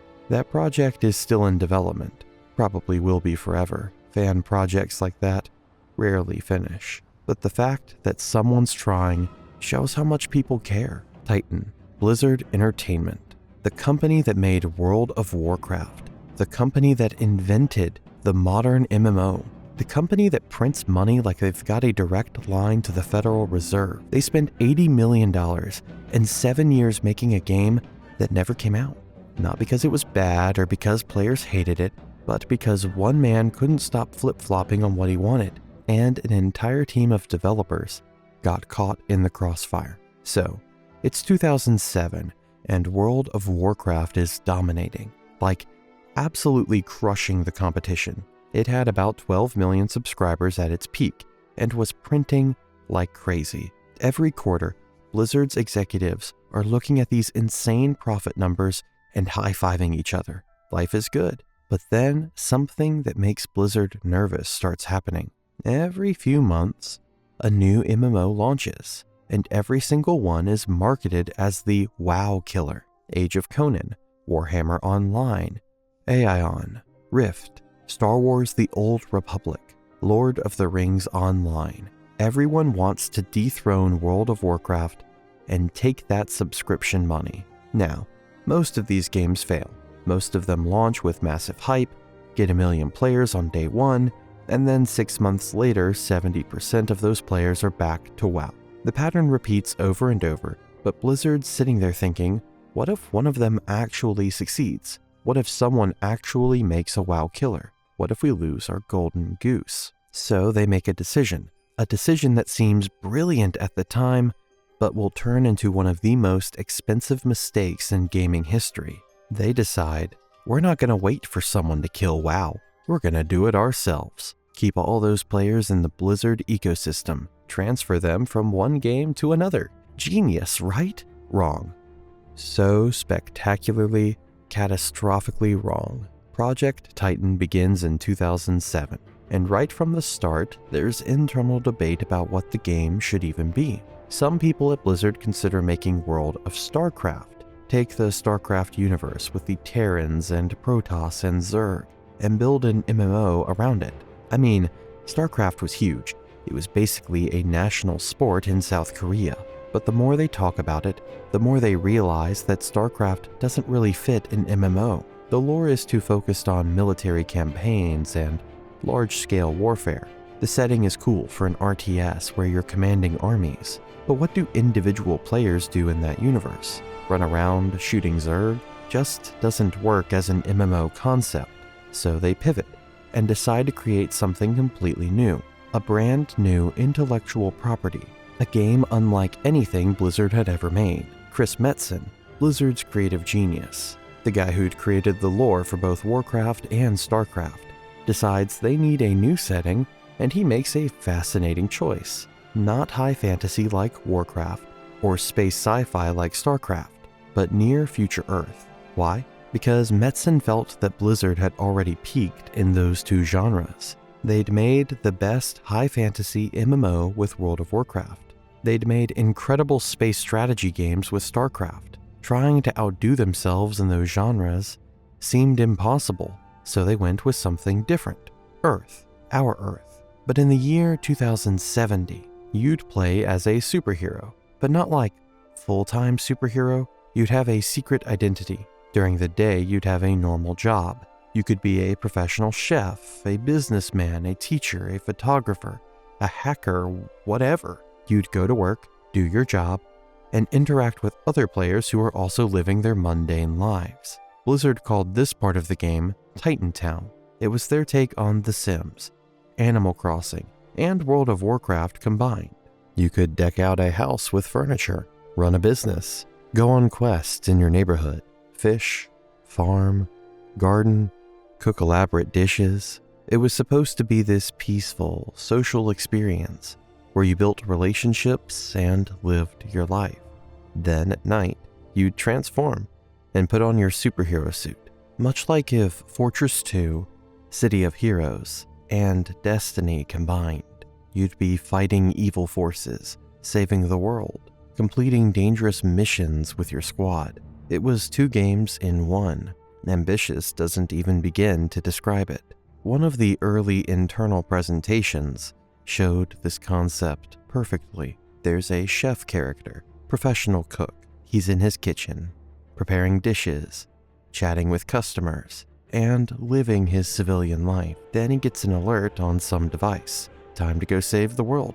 So he pops a dish in the oven, sets a timer, runs out the back door, transforms into his superhero identity with all his powers and weapons, goes and completes some dangerous mission fighting bad guys, comes back sweaty and exhausted, and finds his dish perfectly cooked and ready to serve. His double life continues seamlessly, and nobody in the restaurant knows he's a hero. I mean, come on, who wouldn't want to play that game? It's like Superman if Clark Kent's journalism career actually mattered to the gameplay. The team working on Titan was stacked, like absolutely stacked, with Blizzard's best people. Chris Metzen writing the story and building the lore, Jeff Kaplan, who designed some of World of Warcraft's best quest content, leading game design, Shane DeBeery, an experienced producer who'd shipped multiple Blizzard titles, producing the project, Justin Thavaret, a brilliant art director, creating the visual style. This was Blizzard's absolute A-team, the guys who'd made billions for this company. Rob Pardo, Blizzard's vice president of game design, was put in charge of the whole thing.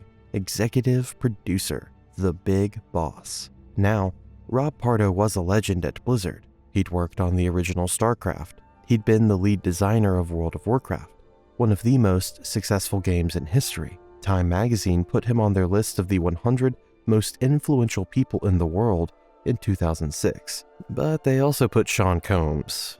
You know this guy. Well, back to the point. The guy was one of the most respected game designers in the entire industry, and he was about to become the villain of this entire story. But we're getting ahead of ourselves. In the beginning, things are going okay. The team is small at first, maybe 20, 30 people. This was Blizzard's first dedicated team for a completely new IP in over a decade. They called themselves Team 4. They designed this class system where you'd pick from different superhero archetypes. The Juggernaut, a massive tank character who could absorb incredible amounts of damage. The Jumper, who could teleport short distances and had high mobility. The Ranger, with long-range weapons and precision attacks. You'd level up, unlock new abilities, customize your playstyle, and become more powerful. The progression was supposed to feel rewarding and deep. The civilian side was taking shape too. You could choose different professions. Each profession would have its own minigames and progression systems. If you were a chef, you'd actually cook. If you were a photographer, you'd take pictures of the world, build a portfolio, maybe sell your work. You'd level up your civilian job just like your superhero abilities. The vision was that you'd build relationships with other players on both sides of your life. Maybe you'd run a restaurant with your guild during the day. Then at night, that same guild becomes your superhero strike team. In November 2010, a confidential project schedule leaked from Blizzard's China office. It's just one sheet of paper, a quarterly strategic plan showing Blizzard's projects for the next several years. And at the very bottom of the table, opposite the mark for fourth quarter 2014, there's just one word: Titan. Blizzard's general manager in China either resigned or got fired over that leak, but the cat was already out of the bag. The world knew Titan existed. Then at the 2010 Spike Video Game Awards, Blizzard co-founder Frank Pierce openly talked about Titan as a recruitment tool. He basically said, "Hey, talented developers, come work for Blizzard. Work on our massive next project." In 2011, CEO Mike Morhaime discussed it publicly at the DICE Summit. He said they had their most experienced MMO developers on it. They were using everything they'd learned from a decade of running World of Warcraft. This was gonna be big. Bobby Kotick, the CEO of Activision Blizzard, who'd merged Activision with Blizzard in 2008, was thrilled. World of Warcraft had made him billions, and Titan was going to be even bigger. He'd bring his celebrity friends like quarterback Tom Brady to the Blizzard campus and introduce them to the developers, bragging, "These are the guys who made World of Warcraft, and Titan is their next big thing." By 2012, the team had grown to over 140 people. The budget was ballooning. $7 million here for engine development, $10 million there for art assets, $15 million for salaries and overhead, $20 million for technology R&D. The numbers kept climbing and climbing, but that's okay, right? This is Blizzard. They have infinite money from WoW. They can afford to invest in the future. And here's where Rob Pardo starts becoming a massive problem. See, Pardo wasn't just working on Titan. He was also overseeing StarCraft II and Diablo III and Hearthstone and basically every other major project at Blizzard. As vice president of game design, he had his fingers in every pie. And when you're stretched that thin across that many projects like Pardo was, you can't give any of them the attention they desperately need. Pardo would disappear for weeks at a time. The Titan team wouldn't hear, see, or get any feedback or direction from him. They'd be working on features, building systems, creating content, making progress, feeling good about the work. Then suddenly, out of nowhere, Pardo would show up to a review meeting. He'd look at what they'd been doing for the past month or two, and he'd say, "Nah, that's not right. I don't like this. Scrap it. Start over." He wouldn't say, "Here's what I want instead," or "Try this approach." He'd just reject what they'd done and leave again, and disappear to go work on another project. The team would sit there in the conference room after he left, looking at each other like, "Okay, so what do you want, Rob? What are we supposed to build?" And there'd be no answer because Pardo was already in a different building working on StarCraft II, or at his desk reviewing Diablo III designs. Developers who worked with him described this management style as seagull management. You know what that is. A seagull flies in, squawks, and flies away. That was Rob Pardo on Project Titan. He'd swoop in every few weeks, tear apart their work without offering solutions, and disappear again. Rob Pardo and Chris Metzen, the two leaders of this project, couldn't agree on anything. They'd been friends for years. They'd worked together successfully on multiple Blizzard games, going back to the original StarCraft in the late 90s. But on Titan, it was war. A developer who worked on StarCraft II described meetings where they'd just sit there for a full hour and watch Metzen and Pardo argue. The developer said Metzen would say the game should be pink. Pardo would instantly say no, it should be blue, and only an idiot would make it pink. And these encounters were painful to watch. The conflicting visions were destroying the project from the inside out. Metzen wanted the game to focus on the superhero aspect. He wanted players to feel like heroes, capital H, heroes. He'd fill up whiteboards in meetings with big ideas about heroic sacrifice and epic storylines and world-threatening villains. Pardo wanted the characters to be more like secret agents or spies. He'd shoot down Metzen's epic hero ideas and insist the tone should be completely different. Then Metzen would argue back. Then Pardo would get defensive. Round and around they'd go. The team didn't know whose direction to follow. Should they design levels for Metzen's epic superhero battles with massive set pieces and cinematic moments? Or should they design levels for Pardo's tactical secret agent missions with stealth and strategy? They'd work on one approach for months, get told to pivot to the other approach, pivot back, pivot again. It was development hell. Meanwhile, the technical challenges were mounting fast. They decided to build a completely custom engine for Titan, and like all custom engines, especially ones being built for something as ambitious as 2 games in 1, it had problems. Lots of problems. First of all, the engine team was working constantly, burning themselves out, just to make the thing functional enough for the content creators to use. Artists would create beautiful assets, spend weeks on them, and then realize the engine couldn't handle them without tanking performance. Programmers would implement cool new features, then discover those features broke 3 other systems in unexpected ways. One report from people who worked on the project mentioned they had a bloated art repository where artists would work on assets without realizing someone else on the team had already completed that exact same work.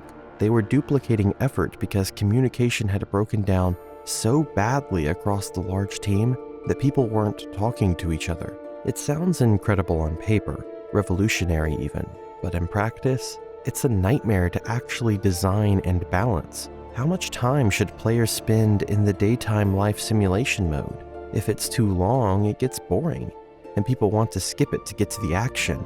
If it's too short, what's even the point of having it? How do you transition between the 2 modes? Do players get forced into superhero mode at certain times? Can they choose when to switch? What happens if someone wants to be just a civilian and never fight?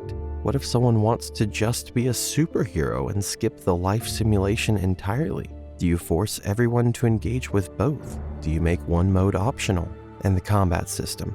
Oh man, that too was becoming a complete mess. Jeff Kaplan, who was leading the combat design and would later become Overwatch's game director, admitted years later that by the end of Titan's development, they had so many different skills and abilities that players could create completely broken combinations. You could stack abilities in ways that made you literally untouchable, or take out other players instantly before they even knew what hit them. The balance was non-existent. They couldn't figure out how to make dozens of different superhero classes feel distinct, while also being fair and fun to play against. Every time they fixed one broken combination, 3 more would emerge. And the core gameplay loop, the fundamental thing that makes players come back day after day, week after week, was missing. They couldn't nail it down. Was the loop the life simulation activities? Building your civilian career? Was it these superhero combat and missions? Was it the progression system? Was it collecting gear? Nobody on the team could give a clear answer, and without that core loop, the game felt directionless. Different team members had completely different ideas about what Titan even was. Some people thought they were making an MMO with shooter elements. Some people thought they were making a shooter with MMO elements. Some thought it was a social sim with combat. The vision was fractured and scattered. There was no unified direction. By early 2013, everyone at Blizzard knew Titan was in serious trouble. The planned 2013 release date had long since been abandoned. The team was demoralized, to the point where people were actively looking for jobs at other companies. Riot Games, the studio behind League of Legends, was actively poaching Titan developers, offering them better pay and less chaotic working conditions to come make champions and skins for League. The brain drain was real and accelerating. And then in May 2013, Blizzard made a heartbreaking decision.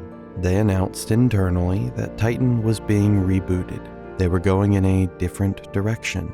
Corporate speak for, "This isn't working and we need to start over." The team of 140 people was being cut down dramatically. 80 people were immediately transferred to other Blizzard projects, World of Warcraft expansions, Diablo 3 content, Hearthstone, StarCraft 2, Heroes of the Storm, wherever they were needed. Just like that, their Titan dream was over. 20 people were temporarily loaned to other teams, reassignments that everyone knew would probably become permanent eventually. And 40 people out of 140 were kept on Titan. Jeff Kaplan, Chris Metzen, and 38 others. These were the people who'd get one more chance, one last shot to salvage something from the wreckage, and they were given an ultimatum, a deadline, 6 weeks. 6 weeks to come up with a new idea, something salvageable from 7 years of Titan development, something that could actually work and ship to players. If they couldn't do it in 6 weeks, they'd be transferred to other departments too. Titan would be dead, and the big boss, Rob Pardo, took a sabbatical. He basically left the company for a while. The executives at Blizzard, including CEO Mike Morhaime, considered his management of Titan to be a major factor in the disaster. His management style, his inability to commit to a vision, his constant flip-flopping and rejection of the team's work without offering alternatives. It had destroyed an $80 million project. Someone had to be held accountable. So these 40 survivors had 6 weeks to save their jobs and salvage something from years of work. And they were devastated. Morale was at rock bottom. They'd just spent years of their lives on a project that had been essentially killed. Some of them had turned down jobs at other prestigious studios to work on Titan. Some had relocated their families to California, specifically for this opportunity, and now it was over. Their dream project was dead, but they didn't give up. They couldn't afford to give up. They had families to support, mortgages to pay, and despite everything, they still believed they could make something work. So they divided the 6 weeks into 6 one-week creative sprints. Each week, they'd pitch a different concept, see what felt fun, and trying to find something that would work. In the first 4 weeks, they pitched MMO ideas using Blizzard's existing universes. What about a StarCraft MMO focusing on life as a colonial marine? What about a Diablo MMO set in Sanctuary with demon hunting? Nothing felt right. These pitches felt like retreading old ground. Then they tried pitching a completely new IP MMO called Crossworlds. It would be set on a remote alien planet that served as the crossroads of the universe. It would have different alien species from across the galaxy converging there for trade and diplomacy. One developer pitched doing 50 different playable classes, each hyper-specialized in one specific role. It was deemed too ambitious. Of course it was. Come on. They just failed spectacularly trying to be too ambitious with Titan. And then, in one of those final brainstorming sessions, when hope was almost gone, something magical happened. An artist named Arnold Sang, who'd been working on Titan character designs for years, showed some of the superhero character art he'd created. Incredible, colorful, personality-filled designs with so much charm and style. Another artist, Benjamin Zhang, had a sudden idea while looking at the characters. He drew a quick, rough concept sketch. What if we made a first-person shooter that was team-based, with heroes based on these Titan characters who would fly around, shooting each other, capturing objectives, like Team Fortress 2, but with Blizzard's style and polish. Something clicked in the room.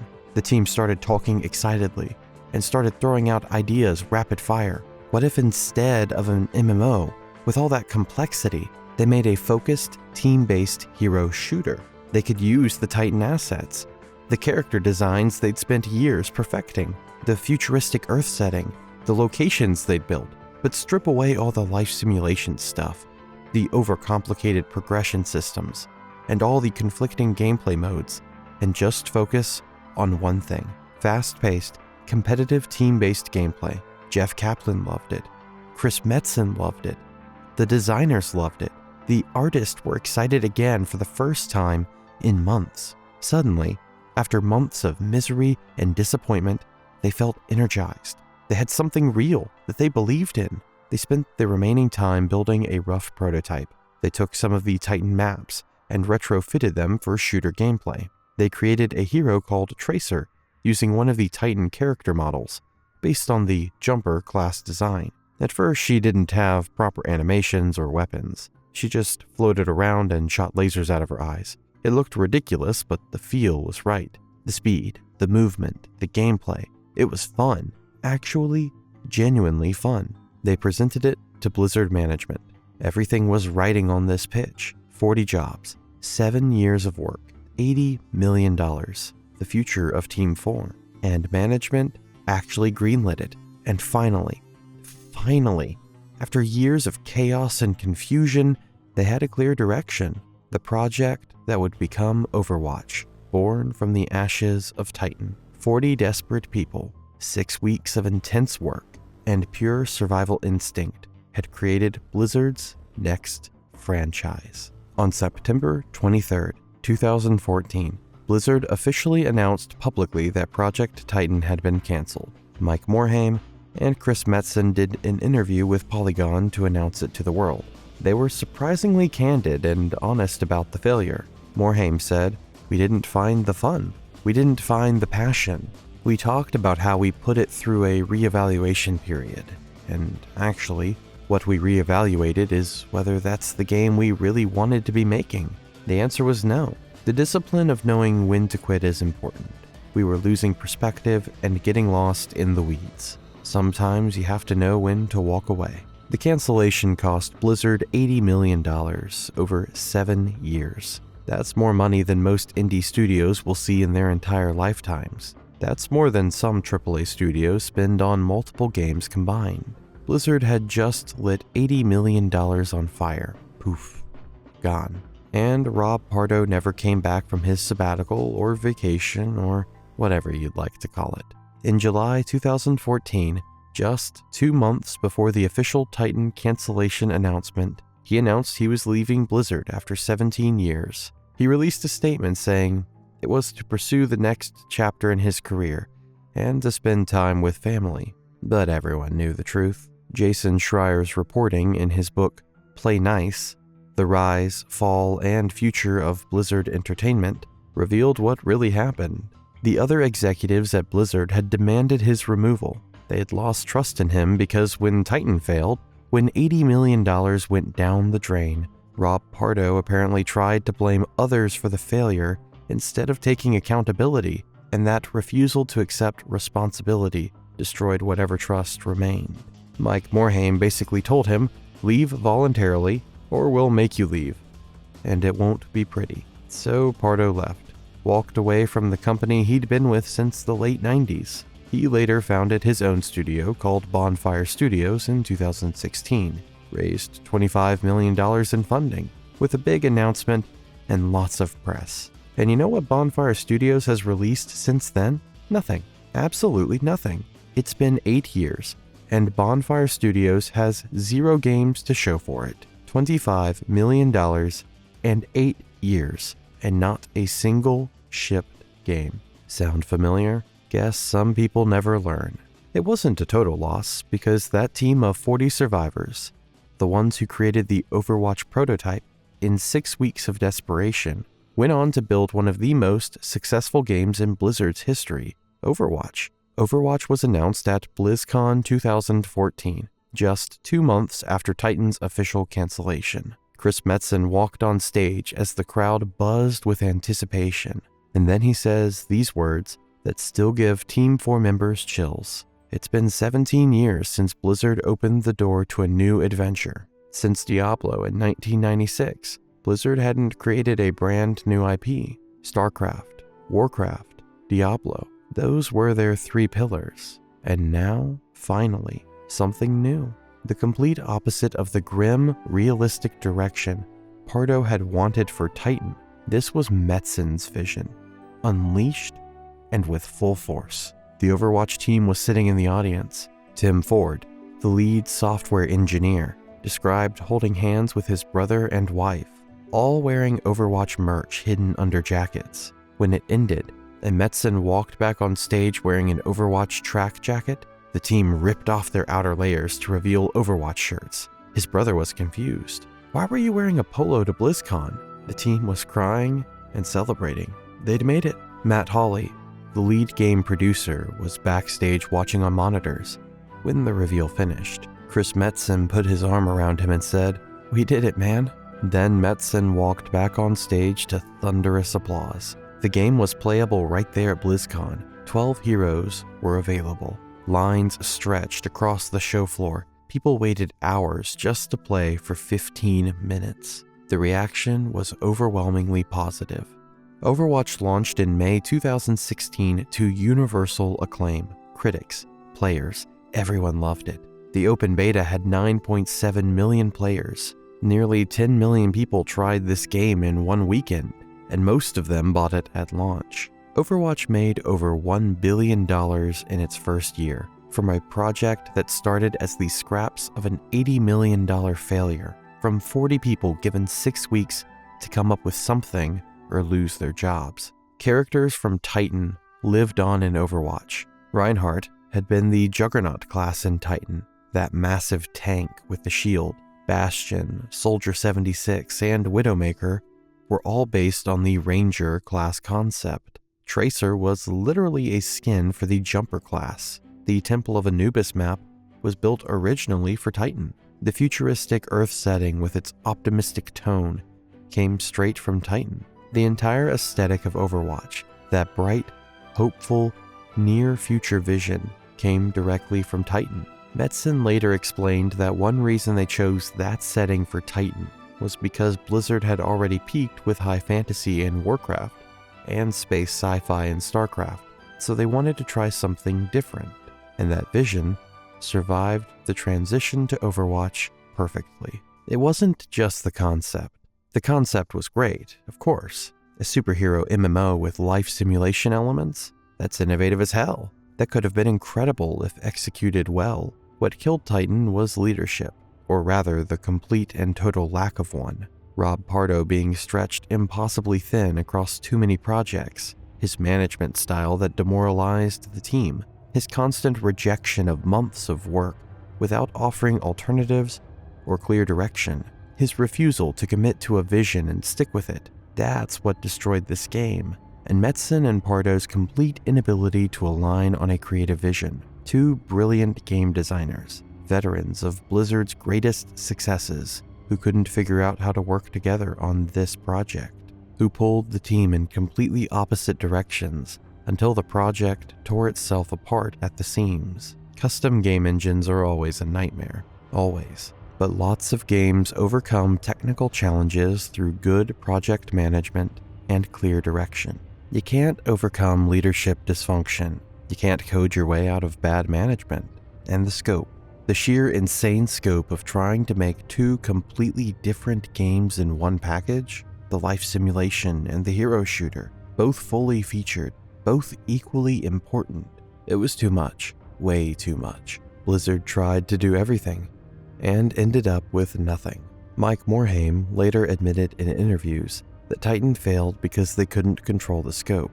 He described it as essentially two games developed in parallel that created massive development pipeline problems. The engine team was building tools to support these ambitious dual modes, but the content team had nothing stable to work with while the engine was being built. Everyone was waiting on everyone else, and nothing could move forward. Paralysis. By 2018, Mike Morhaime, the co-founder and CEO who'd led Blizzard for 27 years, resigned. He'd had enough. In a letter to Bobby Kotick, which later leaked, Morhaime wrote, "I believe that preserving Blizzard's culture and magic is a necessity. It has been increasingly hard for me to provide Blizzard leadership and staff confidence that Blizzard has a stable future." He tried to resign in 2017, but Kotick talked him out of it and convinced him to stay one more year. But by 2018, Morhaime was done. He'd seen the writing on the wall. Blizzard was no longer Blizzard. It was just another Activision studio being squeezed for maximum profit. The magic was dying, and you can trace that decline, that loss of independence, directly back to Titan. The failure that gave Activision the leverage they needed, the ammunition they'd been waiting for. You can't manage yourselves. Look at this disaster. You wasted $80 million on nothing. We're taking control now. No more blank checks. No more creative freedom without oversight. Chris Metzen himself left Blizzard in 2016, just 2 years after Overwatch launched. The guy who'd created the Warcraft universe, the StarCraft universe, and who'd been with Blizzard for over 20 years. He was burnt out and exhausted. The Titan failure had taken something from him, and watching Activision slowly consume Blizzard from the inside was too painful. Jeff Kaplan, the hero of the Overwatch story, the guy who salvaged something beautiful from Titan's ashes, left in 2021, after the game he'd poured his heart into, Overwatch, got essentially shut down to be reworked as Overwatch 2. Another corporate decision from above. Another loss of creative control. So yeah, Project Titan. 140 developers at its peak. 7 years of development. $80 million burned. And nothing to show for it, except the seeds of Overwatch, and the beginning of the end for Blizzard's independence. It's one of gaming's greatest failures, but also one of its most fascinating stories, because most canceled games just disappear. Nobody talks about, remembers, or cares about them. But Titan spawned a phenomenon, creating Overwatch, a game that's been played by over 50 million people worldwide, a game that created an entire esports league, a game that defined the hero shooter genre. Jeff Kaplan said in an interview, "We failed horrifically in every way that a project can fail. It was devastating. But that failure taught them something incredibly valuable. It taught them to focus, to simplify, and to find the core fun and build around that.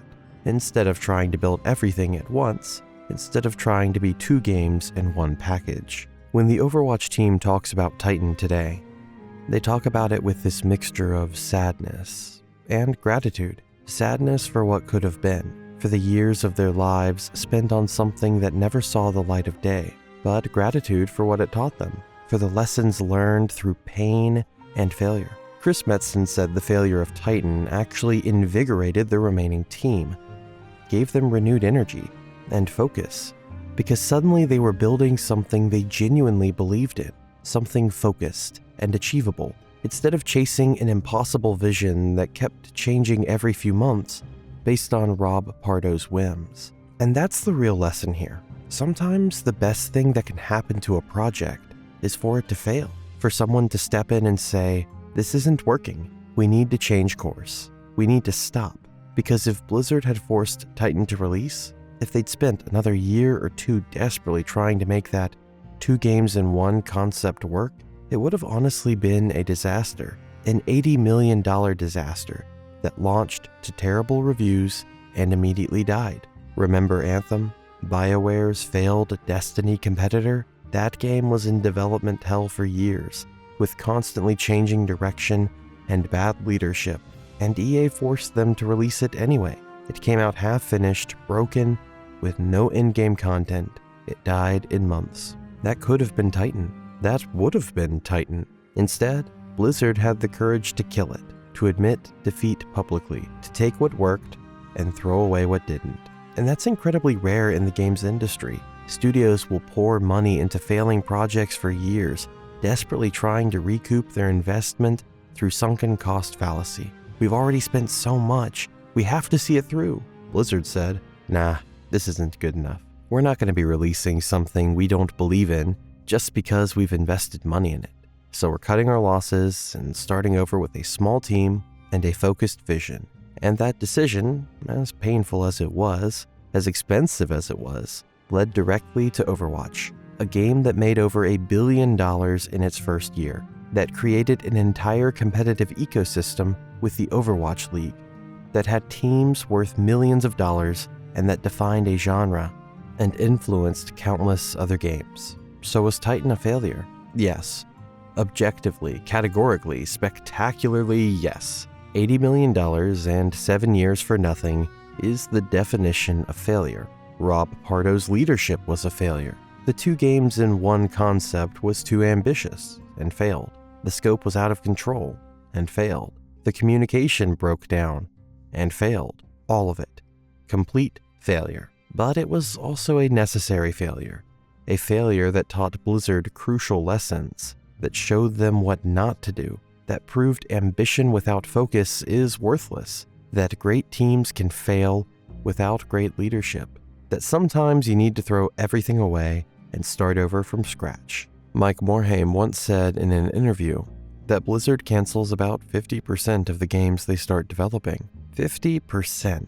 And he said that's not a bug, it's a feature. It's intentional because it's better to kill a bad game in development than release a bad game to the world and damage your reputation. Titan proved that philosophy. Better to cancel an $80 million game than release an $80 million disaster. The canceled game becomes a lesson learned. A released disaster becomes a permanent stain on your brand. The ghost of Project Titan lives on in every Overwatch match. Every time someone picks Tracer and blinks across the map using abilities designed for the Titan Jumper class. Every time Reinhardt charges in with his barrier up, the Titan Juggernaut class protecting his team. Every time you play on Temple of Anubis or Numbani, maps built originally for Titan's futuristic Earth setting. That's Titan, the game that never was, living on through the game that is. And somewhere, in Blizzard's archives, there are hard drives with Titan's complete source code, gigabytes of concept art, hundreds of pages of design documents, a complete vision of what could have been, a superhero MMO where you lived a double life, where you cooked dinner for customers, and then saved the world from catastrophe, where Earth in 2070 was both mundane and extraordinary, where being a hero was your secret identity. Maybe someday someone will make that game. Maybe an indie studio will take the concept and run it. Maybe Blizzard themselves will revisit it when they're no longer under Activision's thumb. Oh wait, Microsoft bought Activision Blizzard in 2023, so maybe under Microsoft's ownership, someone will dust off those Titan documents and try again. But until then, we'll just, well, wait. Bully 2. You ever play a game that just gets it? A game that captures something so specific, so perfect, that you can't believe nobody made it before? That was Bully in 2006. Rockstar Games took their GTA formula, stripped out the guns and violence, and dropped you into a boarding school where your biggest weapon was a slingshot and your biggest enemy was the school bully named Gary Smith. It was brilliant, hilarious, and unlike anything else. And Rockstar was gonna make a sequel. They actually made a sequel, multiple times. They spent years working on it across different attempts. They had 6 to 8 hours of playable content at one point, a world 3 times bigger than the original revolutionary AI systems, where NPCs remembered everything you did, glass that shattered realistically, climbing mechanics that would later end up in Red Dead Redemption 2, features that pushed what games could do. And then they killed it, pulled every single developer off the project, and scattered them across other games until Bully 2 just fizzled out and died quietly in a corner of Rockstar's New England studio while nobody was looking. So it's 2006. The PlayStation 2 is still king of consoles. Grand Theft Auto San Andreas is the biggest game in the world, having sold over 27 million copies. And Rockstar, riding sky high on their GTA success, decides to do something different. They make Bully, or as it was called in Europe to avoid controversy, Canis Canem Edit, Dog Eat Dog in Latin. You play as Jimmy Hopkins, 15-year-old delinquent with a chip on his shoulder and zero tolerance for injustice, dumped at Bulworth Academy boarding school by his mom and her newest husband as they go on their honeymoon cruise. Classic setup, right? Jimmy's been kicked out of every other school in the state, so Bulworth is literally his last chance before juvenile detention, and Jimmy is not going to take anyone's crap. The game was controversial before it even came out.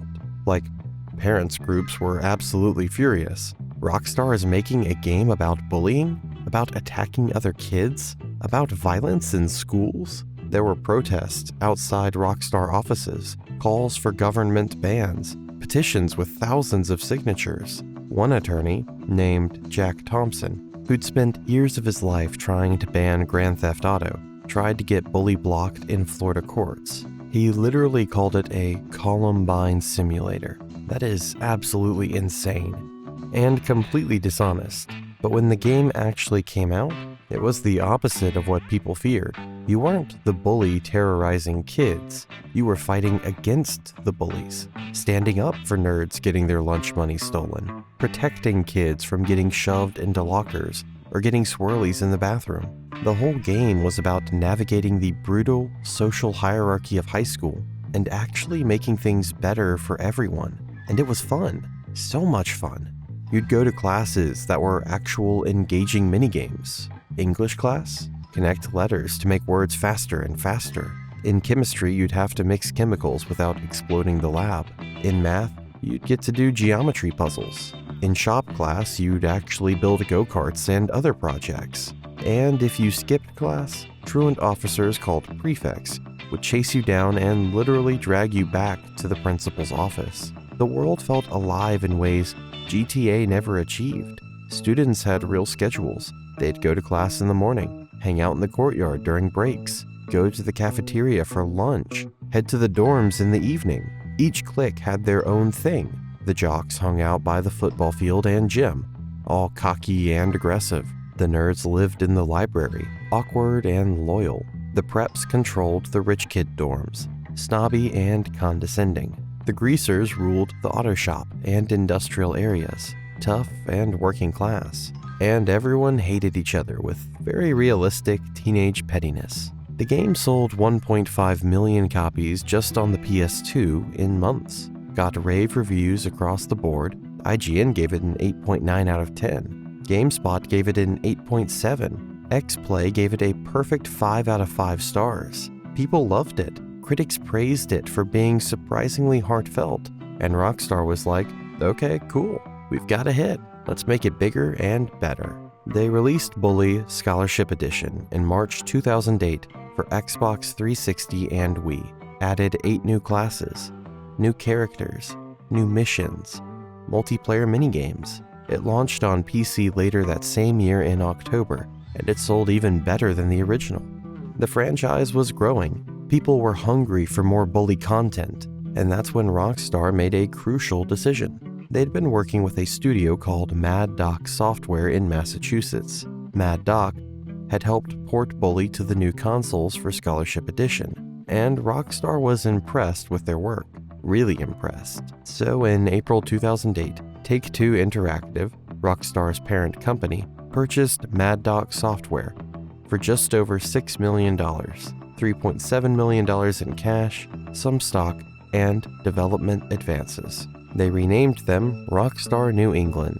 And Rockstar New England? They had one job: make Bully 2. Dan Houser, Rockstar's co-founder and head writer, the creative genius who wrote GTA, who wrote Red Dead, who wrote everything at Rockstar, was obsessed with Bully. He absolutely loved the world they'd created, loved the characters, loved the potential for storytelling in that universe. So sometime in 2008, right after the Scholarship Edition released, Dan sits down with a small team of his most trusted writers, and they don't just brainstorm. They write an actual script for Bully 2.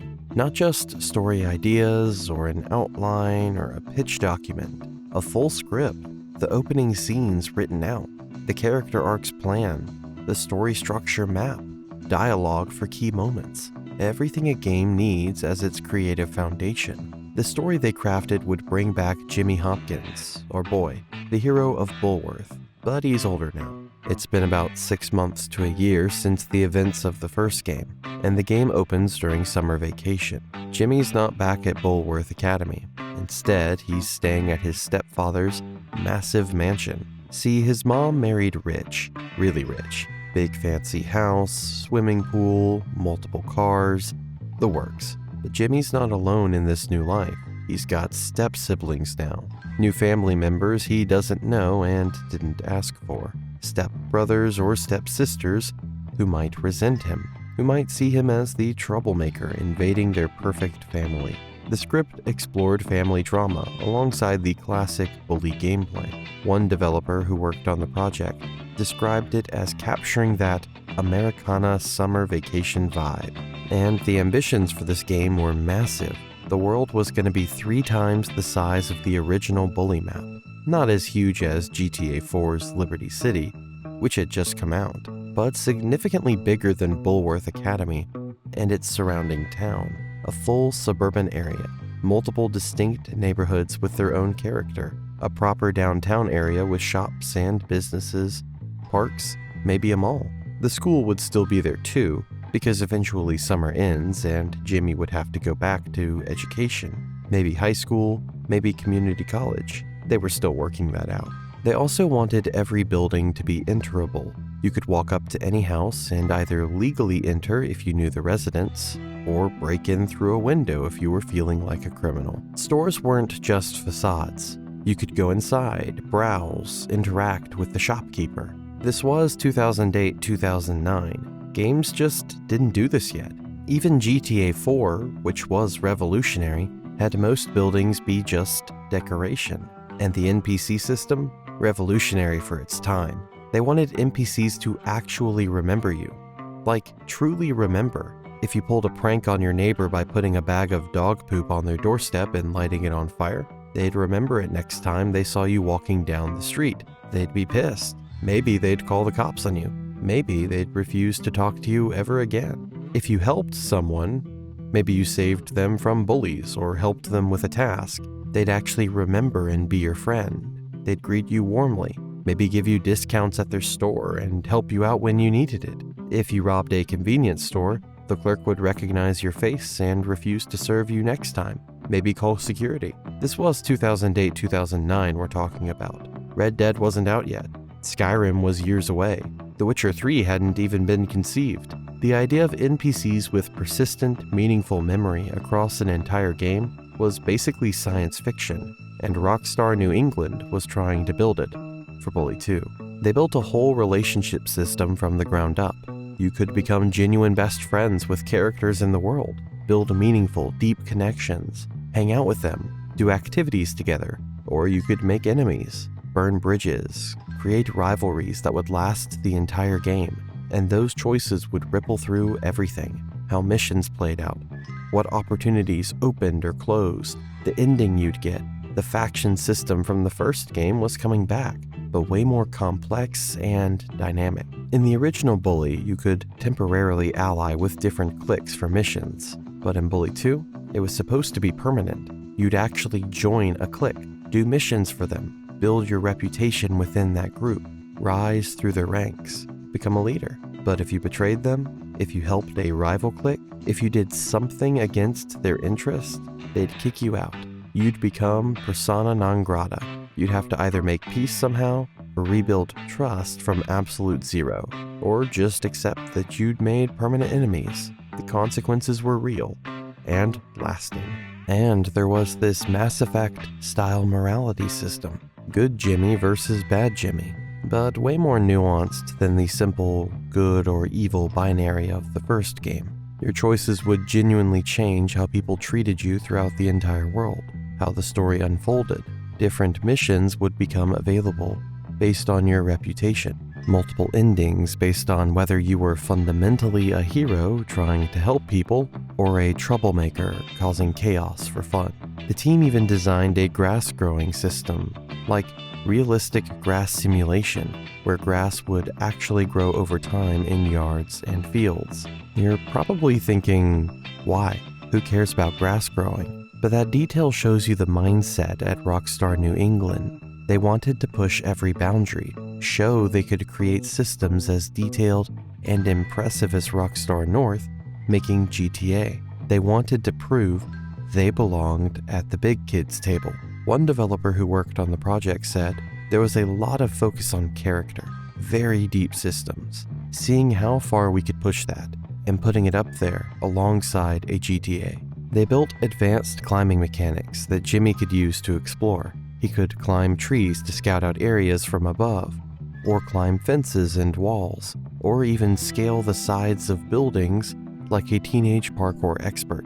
This was like Assassin's Creed's climbing system, but in a modern American suburban setting. They developed this whole mechanic where you could climb up a tree, scope out a house you wanted to break into, figure out patrol patterns, and plan your approach. They created a revolutionary glass fragmentation system, glass that would shatter differently every single time based on how you hit it, what angle the impact came from, how hard you hit it, what you hit it with. It was insanely detailed physics simulation.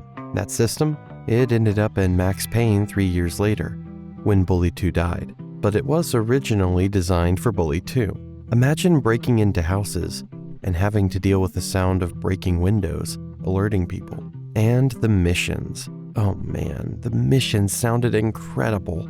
They had missions involving go-kart races around the neighborhood, a whole quest line where you'd help a local beekeeper protect their hives from vandals, a mission directly inspired by the Camp Krusty episode of The Simpsons, where you'd infiltrate a summer camp that was secretly a scam run by criminals. References everywhere to 80s coming-of-age movies, The Goonies, Porky's, Ferris Bueller. It was going to be a love letter to that whole era and genre.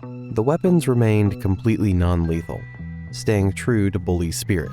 Slingshots, water balloons, stink bombs, firecrackers, but they added bow and arrows where the arrowheads were replaced with rubber plungers. You'd shoot someone and they'd be running around with a plunger stuck to their butt or face. Classic Rockstar humor. Embarrassing, but harmless. They were constantly testing the boundaries of the ESRB teen rating, trying to push the limits of what you could get away with in a T-rated game without crossing into mature territory, walking that tightrope between edgy teenage humor and content that would get them in trouble, making it as provocative as possible while technically staying appropriate for 13-year-olds. By mid-2009, the team at Rockstar New England was 50 to 70 people, almost the entire studio, all working on Bully 2.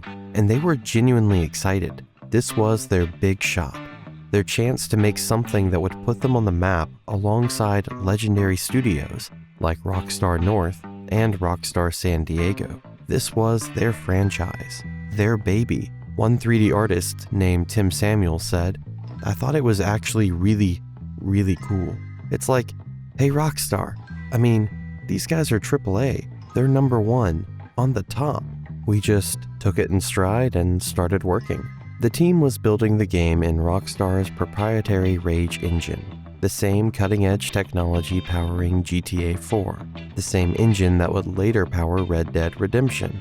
This was state-of-the-art stuff for 2009, and by early to mid-2010, according to multiple sources, they had somewhere between 6 to 8 hours of fully playable content, not just prototypes or tech demos, full missions you could play from start to finish, open world you could explore, NPCs walking around, living their lives, working AI systems, combat that felt good, movement that was smooth, a game that actually existed and functioned. Developers said if they'd been allowed to continue uninterrupted, the game would have needed 2 to 3 more years of development, but it absolutely would have been finished. It would have been shippable. It would have been one of Rockstar's flagship titles for the new generation of consoles. By May 2010, Red Dead Redemption launched, and it's not just a hit. It's a phenomenon, a masterpiece. Critics are calling it one of the best games ever made. It wins Game of the Year awards everywhere, sells 8 million copies, makes hundreds of millions of dollars. Everyone at Rockstar is suddenly laser focused on supporting Red Dead, DLC, updates, bug fixes, post-launch content, and Rockstar New England, they start getting pulled off Bully 2. Not all at once, that would be too obvious. Just a few people here, a few people there. Hey, we really need you on Red Dead for just a few weeks to come help with this DLC. Then those few weeks turn into months, and those people never come back to Bully 2. They get absorbed into the Red Dead machine. Then Max Payne 3 needs help, Rockstar's gritty third-person shooter revival. More people get pulled from Bully 2. Then GTA 5 enters early pre-production and starts ramping up its team. Even more people get pulled away. One developer who worked directly on the project told Game Informer years later, once they pulled people off Bully 2, they never returned. There was no going back. The team shrank, 70 people became 50, then 40, then 30. The progress slowed to a crawl. Features got cut because there weren't enough hands to build them. The world size got reduced, and the ambitions scaled back. It wasn't just about getting people reassigned to other projects. It was about the culture, the brutal, soul-crushing crunch culture that Rockstar was infamous for throughout the industry. See, when Rockstar bought Mad Dog and transformed them into Rockstar New England, the work environment fundamentally changed. Mad Dog had been a relatively chill, reasonable place to work by game industry standards. Normal hours, most of the time, reasonable deadlines, family-friendly culture. The founder, Ian Lane Davis, had intentionally built Mad Dog in his hometown of Andover, Massachusetts, because he wanted to raise his family there and create stable jobs for people who wanted to live in that area. But Rockstar had a reputation, and it wasn't a good one. They were notorious throughout the industry for crunch. Endless, brutal, life-destroying crunch. Months and months of 12-hour days, 6 or 7 days a week, 16-hour days during critical periods, working weekends, coming in on holidays, working through the night, and going home only to sleep for a few hours before coming right back. One developer described the culture shift this way. It was like a hard-working frat house. There is an age and a person that is really drawn to that. Rockstar, in my opinion, is well aware of this. Young developers fresh out of college, without families or major life commitments, could thrive in that meat grinder environment, at least for a while. They'd work 80-hour weeks and feel like heroes, like they were a part of something important. The adrenaline and pride kept them going. But older developers, people with kids, spouses, with lives and commitments outside of work, they struggled. Multiple developers used the word endless to describe the crunch at Rockstar New England. One explained the workflow. Usually you're like, oh, I've got to get this out. We want to try and hit this milestone. So everybody works really hard for like a week, 2 weeks to hit that deadline. But when the milestone ended, they're like, well, let's try and preemptively fix the things that we know upper management is going to complain about. So we'll just keep crunching until we get feedback back. And then we wouldn't get word for 6 more weeks or something like that. So people were kind of breaking. It was breaking people quickly. This happened over and over and over. The culture change wasn't instant, it was gradual, like slowly boiling a frog. At first it wasn't too bad. Bully 2 early on had reasonable hours, but as time went on, as the studio integrated more deeply into the Rockstar ecosystem, as they started supporting other projects, the expectations changed. 3 different devs told Game Informer that they felt expected by other people within Rockstar to prove their dedication to Rockstar through long hours. If you left at a reasonable time, people noticed, people commented. Not explicitly in a threatening way, but subtly. Oh, heading out already? The peer pressure was intense. One dev said that when it came time to eventually leave Rockstar, it was a lot of just trying to get out without being harassed on the way out the door. And then, June 2009, the hammer drops. Rockstar New England goes through a massive layoff. It was reported at the time that at least 10% of the studio got fired. That's 7 to 10 people minimum, but sources suggest it was actually more. The entire quality assurance department got let go. Multiple artists, people from various departments across the studio. According to 3D artist Tim Samuels, who lost his job in this round of layoffs, Rockstar didn't actually help them find new jobs like they'd publicly claimed they would. And he said he was never told why he was being fired, just called into a room one day and told to pack his stuff. And here's the truly brutal part, the timing. These layoffs happened before Red Dead Redemption released, before the game these developers had crunched on was even finished, which meant none of them received completion bonuses for their work.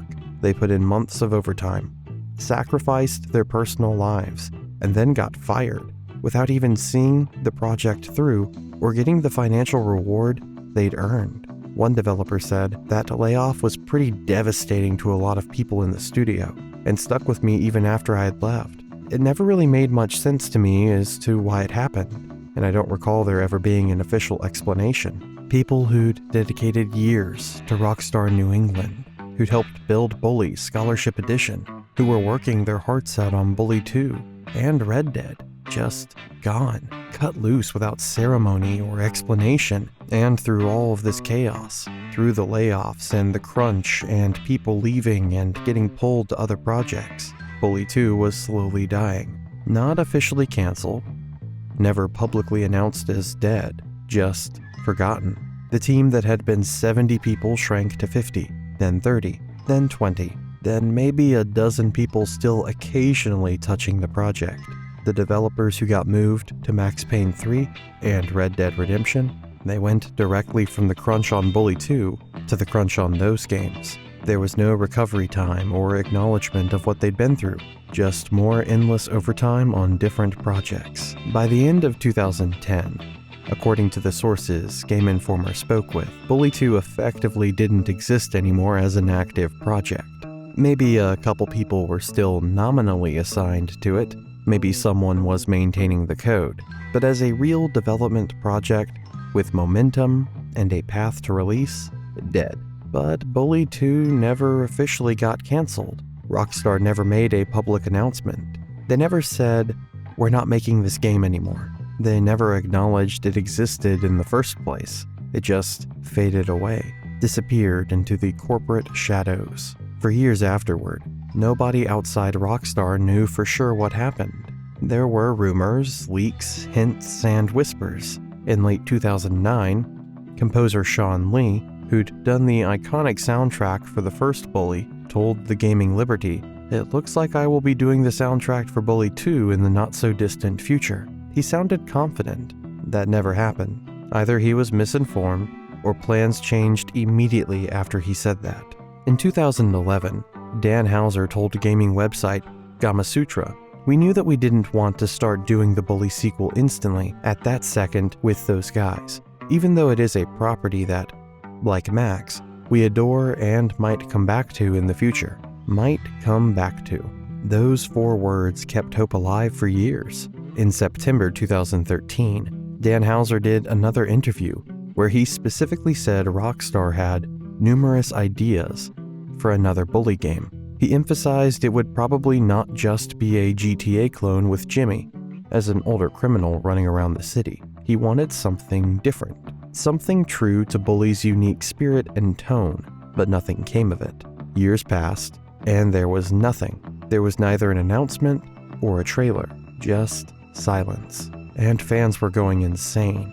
Every year brought new rumors. Bully 2 is finally coming. Rockstar filed a trademark. Someone saw concept art. An animator listed it on their LinkedIn. The cycle repeated endlessly. Hope, disappointment, hope again. In August 2017, actual concept art leaked online. Images of suburban houses with incredible detail, character designs for new students, Jimmy in different outfits, art that looked completely professional and authentic.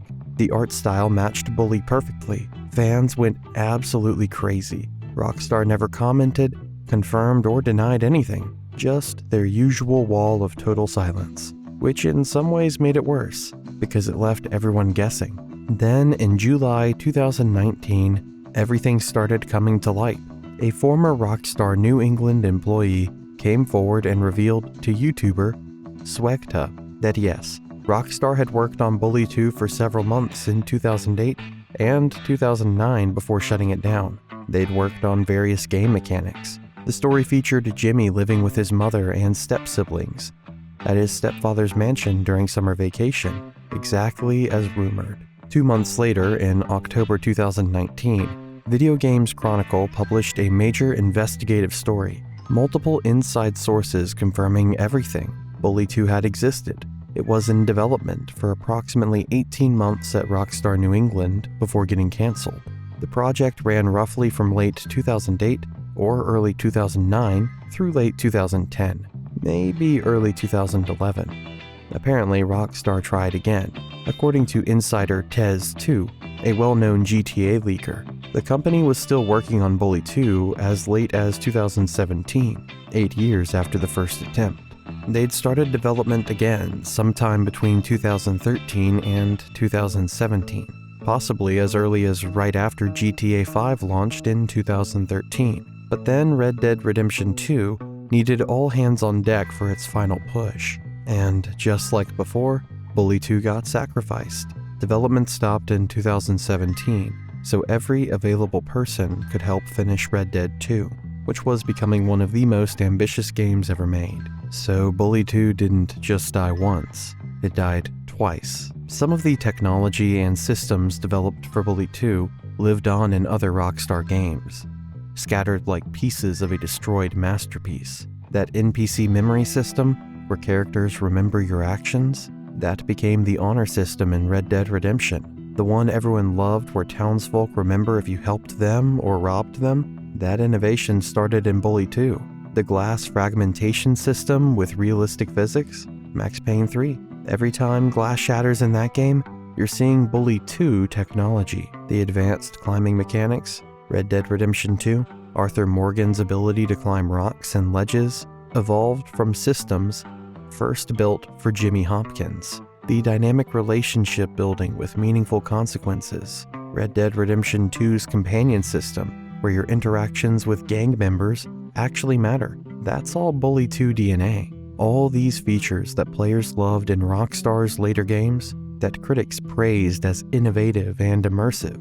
They started as Bully 2 ideas, but instead of being the centerpiece and main attraction of their own game, they got scattered across other projects, broken up, and distributed. Then, December 2021, Game Informer published a massive, comprehensive report, the culmination of years of investigation. 5 anonymous former Rockstar New England developers spoke on the record anonymously about everything: the excitement, the ambition, the brutal crunch, the culture change, the layoffs, and the slow, agonizing death of the project. The report painted a picture of a studio desperately trying so hard to prove themselves, to make something special, to earn their place in the Rockstar family.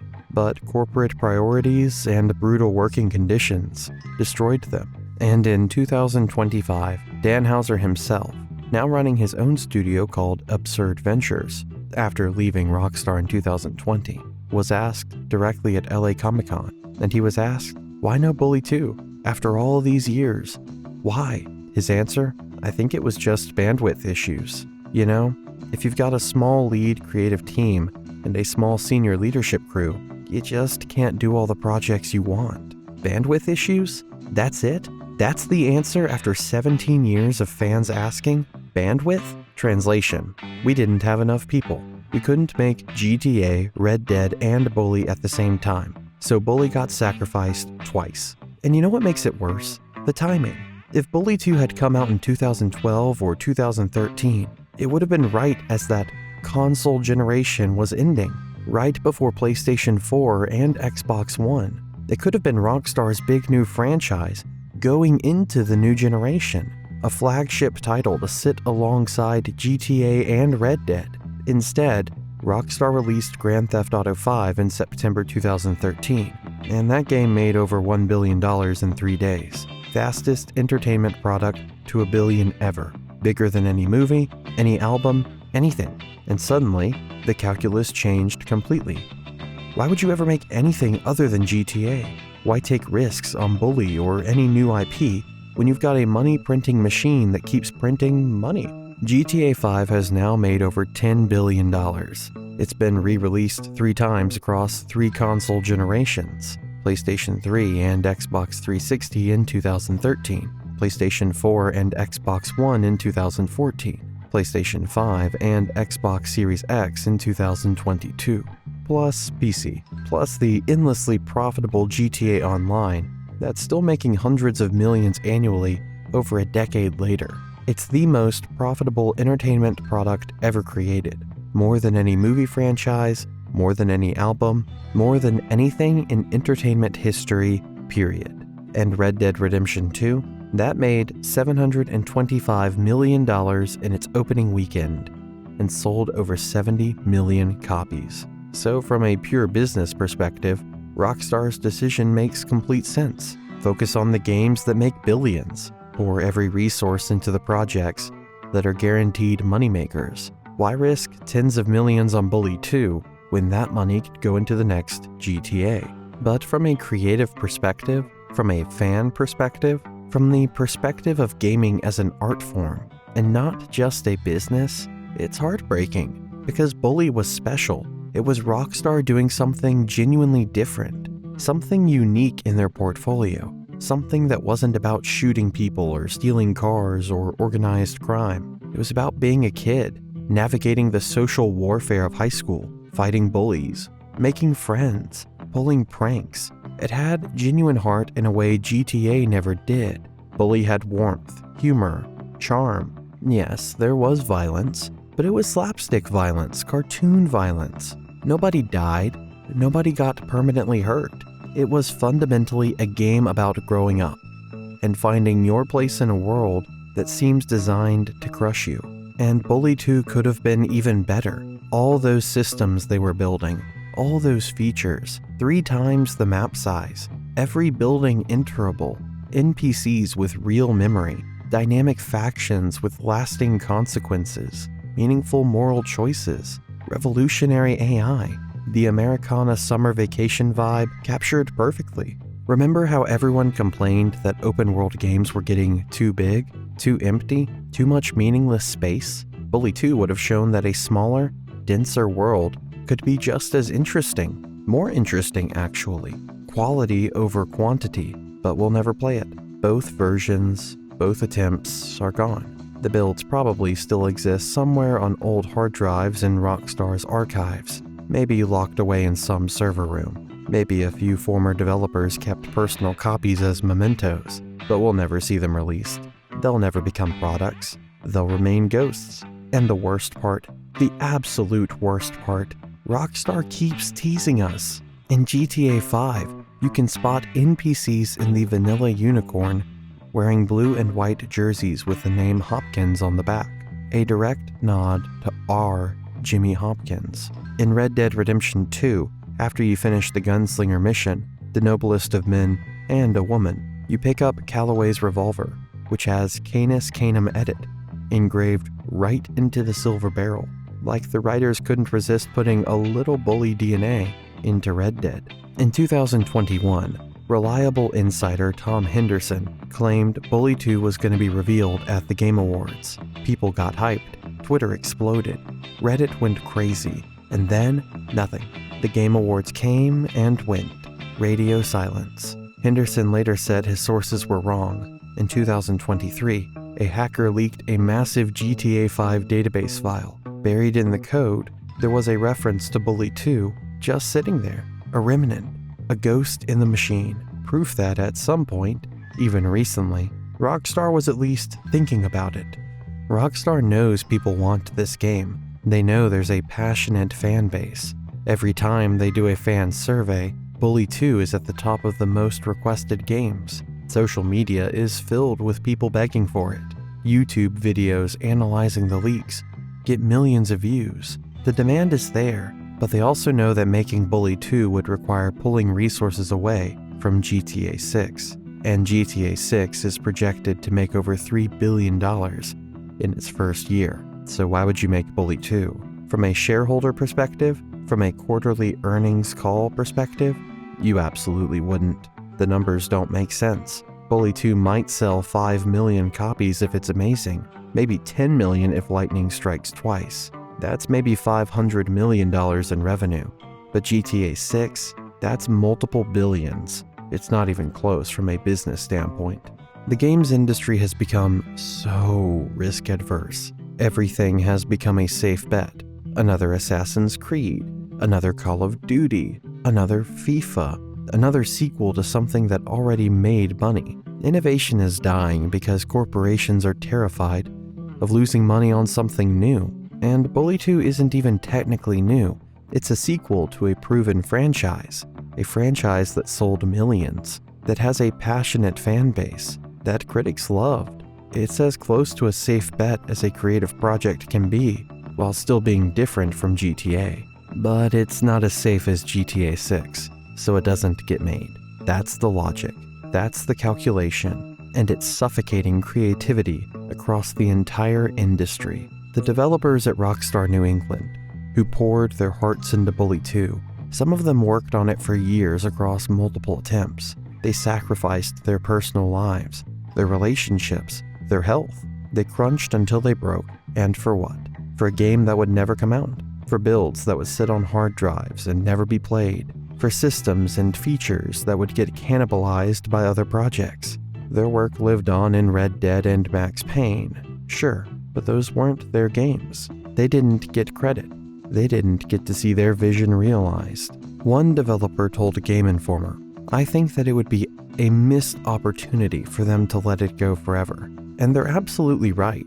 It would be a tragedy to let Bully die permanently, because Bully has this incredible legacy despite only having one main game. This cult following that's only grown stronger over the years. People still play the original game in 2026, still speedrun it, still make YouTube videos analyzing every detail, still cosplay as Jimmy Hopkins at conventions. The subreddit r/bully has over 60,000 members, 60,000 people in a community dedicated to a single game from 2006. That's not normal. That shows you how much this franchise means to people. And the potential for Bully 2 in 2026 with modern technology, with everything Rockstar learned from Red Dead 2 about creating living, breathing worlds, it could be incredible. Just imagine that NPC memory system with the modern AI, the world density with current-gen graphics, the storytelling with mature themes and complex characters. But it requires someone at Rockstar to make a decision, someone with power. Someone who can stand up in board meetings and say, "You know what? Forget the spreadsheets and the projected earnings for a minute. Let's make something because it matters, because it's creatively important, because gaming needs it." And in the current climate at Rockstar and Take-Two, with their current priorities and corporate structure, that's just not going to happen. The people who would make that argument are gone. Dan Houser, the creative visionary who wrote the original Bully and the Bully 2 script, left Rockstar in March 2020, after 22 years with the company. He'd written every major Rockstar game: GTA 3, Vice City, San Andreas, 4, 5, Red Dead Redemption 1 and 2, Bully, Max Payne 3, The Warriors, everything that made Rockstar's storytelling legendary. He left because, in his own words from later interviews, he didn't know if he had another one of those games in him. The scale of GTA 5 and Red Dead 2, the years of development, the pressure from Take-Two for bigger and bigger returns, the crunch culture he'd helped create. It was too much. He was burned out. He's now running his own studio called Absurd Ventures, making smaller, more manageable projects.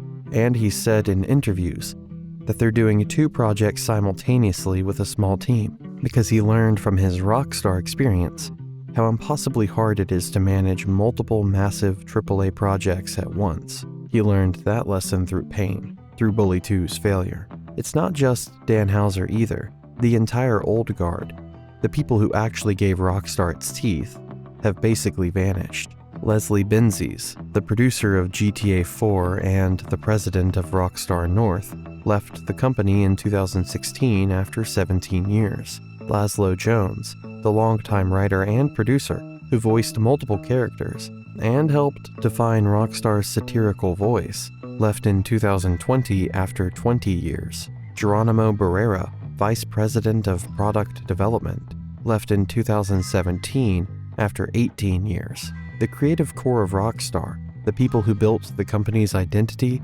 and could have fought for projects like Bully 2, they're all gone.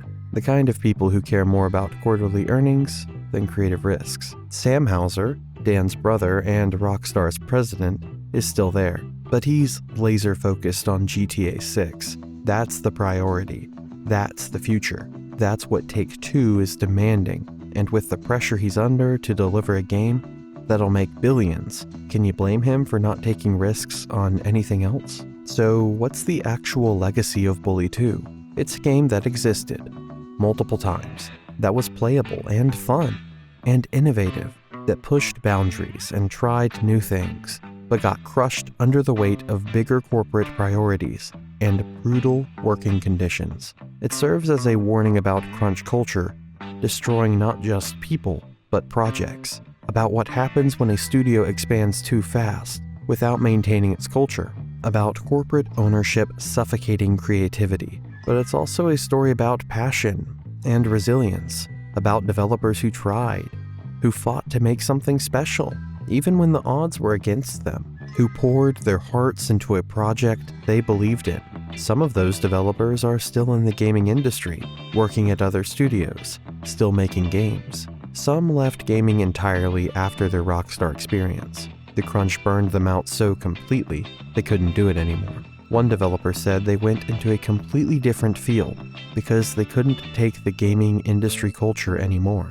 And somewhere in Rockstar's massive server farms, on backed up hard drives in climate-controlled rooms, lol, 2 different builds of Bully 2 still exist. The 2010 version with 6 to 8 hours of playable content. The 2017 version that got cancelled when Red Dead 2 needed all hands. Both sitting there, waiting like digital ghosts. Look, there's this fantasy we all have, that 20 years from now, once the GTA well finally runs dry, and Rockstar actually has to try something new to stay relevant, they'll dig through the archives. They'll find Dan Houser's 2008 script, dust off the old assets, and remember that they actually used to enjoy making these games. We want to believe there's a world where a team gets to finish Bully 2 without being hijacked to go crunch on horse physics or car DLC. That's the dream. It's the only thing keeping the subreddit alive. This desperate hope that we'll eventually see what happened to Jimmy. But if we're being real, it's not happening. We're in 2026. GTA 6 would be out soon. And you know exactly what's next? A decade-long roadmap of DLC, GTA Online 2, and the inevitable grind toward GTA 7. The machine just doesn't stop. We'll get Red Dead 3. We might even get a Max Payne remake. But Bully belongs to an era of Rockstar that's basically dead. The era where they actually took swings at weird, risky ideas like Manhunt or The Warriors, because they weren't terrified of their shareholders. The Rockstar we have now is a corporate titan. They don't do cult classics anymore. They do billion-dollar sure things. And you can't even really blame them. When your budget is the size of a small country's GDP, you don't take risks on a game about a kid in a sweater vest. You play it safe. And honestly, if Bully 2 actually came out tomorrow, it would probably get torn apart. It's the Half-Life 3 effect. After 20 years of hype, it's no longer just a game. It's this legendary, mythical experience in our heads that no piece of software could ever actually live up to. In a weird, twisted way, it's almost better that it died. It stayed pure because it stayed unreleased. It's the game Rockstar built up and then bullied out of existence twice. I'm going back to the original, again, just like I have every year since 2006. It's all we've got left. Memories, old builds, and a faint hope that Rockstar might actually surprise us for once. I'm not holding my breath though. Neither should you. Scalebound. You ever watch a trailer that just makes you believe? Like, genuinely believe that a game you're seeing is gonna change everything. That was Scalebound. At E3 2014, a guy with headphones and attitude riding on the back of a massive dragon, slicing through enemies while heavy metal blasted in the background. It looked insane.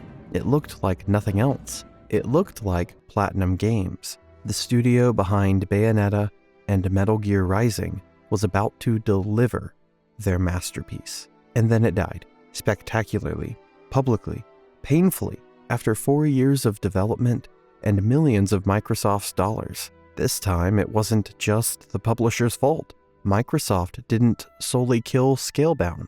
Platinum Games killed Scalebound. They admit it, openly, repeatedly, and that makes this story so much more painful and so much more important.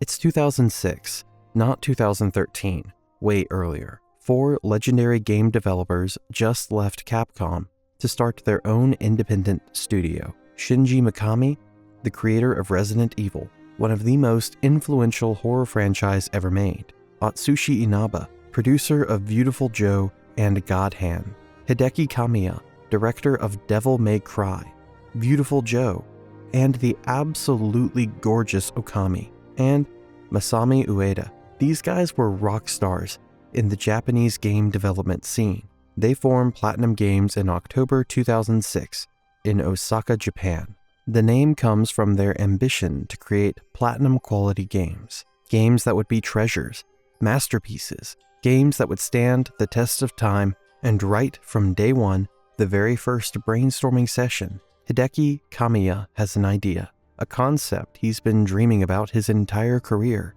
a game about dragons, but not like every other fantasy game, not about fighting dragons as enemies or killing them for loot. The game was about being friends with a dragon, actually bonding with a dragon, fighting alongside a dragon as your partner, your companion, and your equal. He pitches this idea internally at those early Platinum meetings. The core concept would eventually become Scalebound, dragons and friendship and adventure. But Platinum Games is a brand new studio. They're just 4 guys with an idea, and not much else. They need to prove themselves first. They need a hit. They need to show the gaming world they belong. So instead of the dragon game, they develop Bayonetta, the stylish, ridiculously over-the-top action game about a witch with guns attached to her heels, who fights angels in increasingly absurd ways. Don't ask how. Kamiya directs it. It launches in October 2009 and becomes a cult classic. Not a massive commercial success like they hoped, but beloved by critics and fans who appreciated its insane style and tight combat. After Bayonetta wraps up, Kamiya pitches the dragon game again, for the second time, and he's persistent with it. And this time, the team actually builds a prototype. They create an early version set to be a Wii game with dinosaurs instead of dragons, and motion controls because, well, it's 2010, and everyone's trying to capitalize on the Wii's success. They shop this prototype around, trying to find a publisher interested in funding full development. Nobody bites. Nobody wants to take the risk on an unproven IP from a relatively new studio, so Platinum shelves it again and moves on. They make Vanquish, a wild sci-fi third-person shooter. They make Metal Gear Rising, Revengeance with Konami. They make the Wonderful 101 for Wii U with Nintendo. And then, as the Wonderful 101 is wrapping up in late 2012, early 2013, Atsushi Inaba, now Platinum Studios head, has an idea. Microsoft is about to launch the Xbox One. They're desperate for exclusive games. The console reveal was a disaster with all that focus on TV and Kinect, and always online requirements. They need compelling games to sell the system. So Inaba reaches out through an agent named Ben Judd. Judd had connections to both Microsoft and Japanese developers. And Inaba basically says, hey, we've got this dragon game concept. Wanna talk? And Microsoft is like, yeah, this is 2013. The Xbox 360 had just finished its life cycle. Xbox One is launching in November. They're looking at Sony's PlayStation 4 reveal, generating way more buzz. They need something big and exciting, something that screams next generation. And so they set up meetings. Kamiya presents the Scalebound concept, and Microsoft executives love it. They see the potential immediately. Platinum Games' proven reputation for stylish action combat, dragons, co-op multiplayer, an RPG progression system. This could be their answer to PlayStation's exclusives. This could be huge. In 2013, they strike a deal. And here's where things get complicated from the start. Microsoft will fund the entire development. We're talking millions and millions of dollars. But in exchange, Microsoft owns the Scalebound intellectual property completely. Platinum is just the developer for hire. This is Microsoft's game, Microsoft's IP, Microsoft's project. Platinum is building it for them. That detail becomes very important later when people wonder why Platinum can't just finish the game themselves or take it elsewhere. Development officially begins in mid-2013, and immediately Kamiya sits down with his core team and they start completely reimagining what Scalebound will actually be. All those old concepts from the Wii era, scrapped. This is next gen now. Xbox One and eventually PC through Windows 10. Photorealistic graphics. Massive scale. Cutting-edge technology. Everything ambitious. The story they craft is deliberately unusual. You play as Drew, and he's not some medieval fantasy hero. Drew is a young guy from the modern world, like our world. Regular clothes, headphones, a red leather jacket, attitude, and swagger. He's sarcastic, cocky. Think about Dante from Devil May Cry, but less demonic and more contemporary. And the setup is that Drew gets suddenly transported to a fantasy realm called Draconis, pulled through some kind of portal or magical accident. We don't exactly know. And when he arrives in this strange world, confused and alone, he forms a bond with a dragon named Thuban. Not just like some, oh cool, a pet dragon. A magical, mystical bond. They're connected on a deep level. When Drew gets hurt, Thuban feels it. When Thuban is in danger, Drew senses it. They're linked partners, brothers. Kamiya described it as a dream come true for him. He'd always wanted to create a game where dragons were your companions, your friends, instead of just bosses you fight and kill. The bond between Drew and Thuban was supposed to be the heart of everything. But here's where development immediately gets complicated.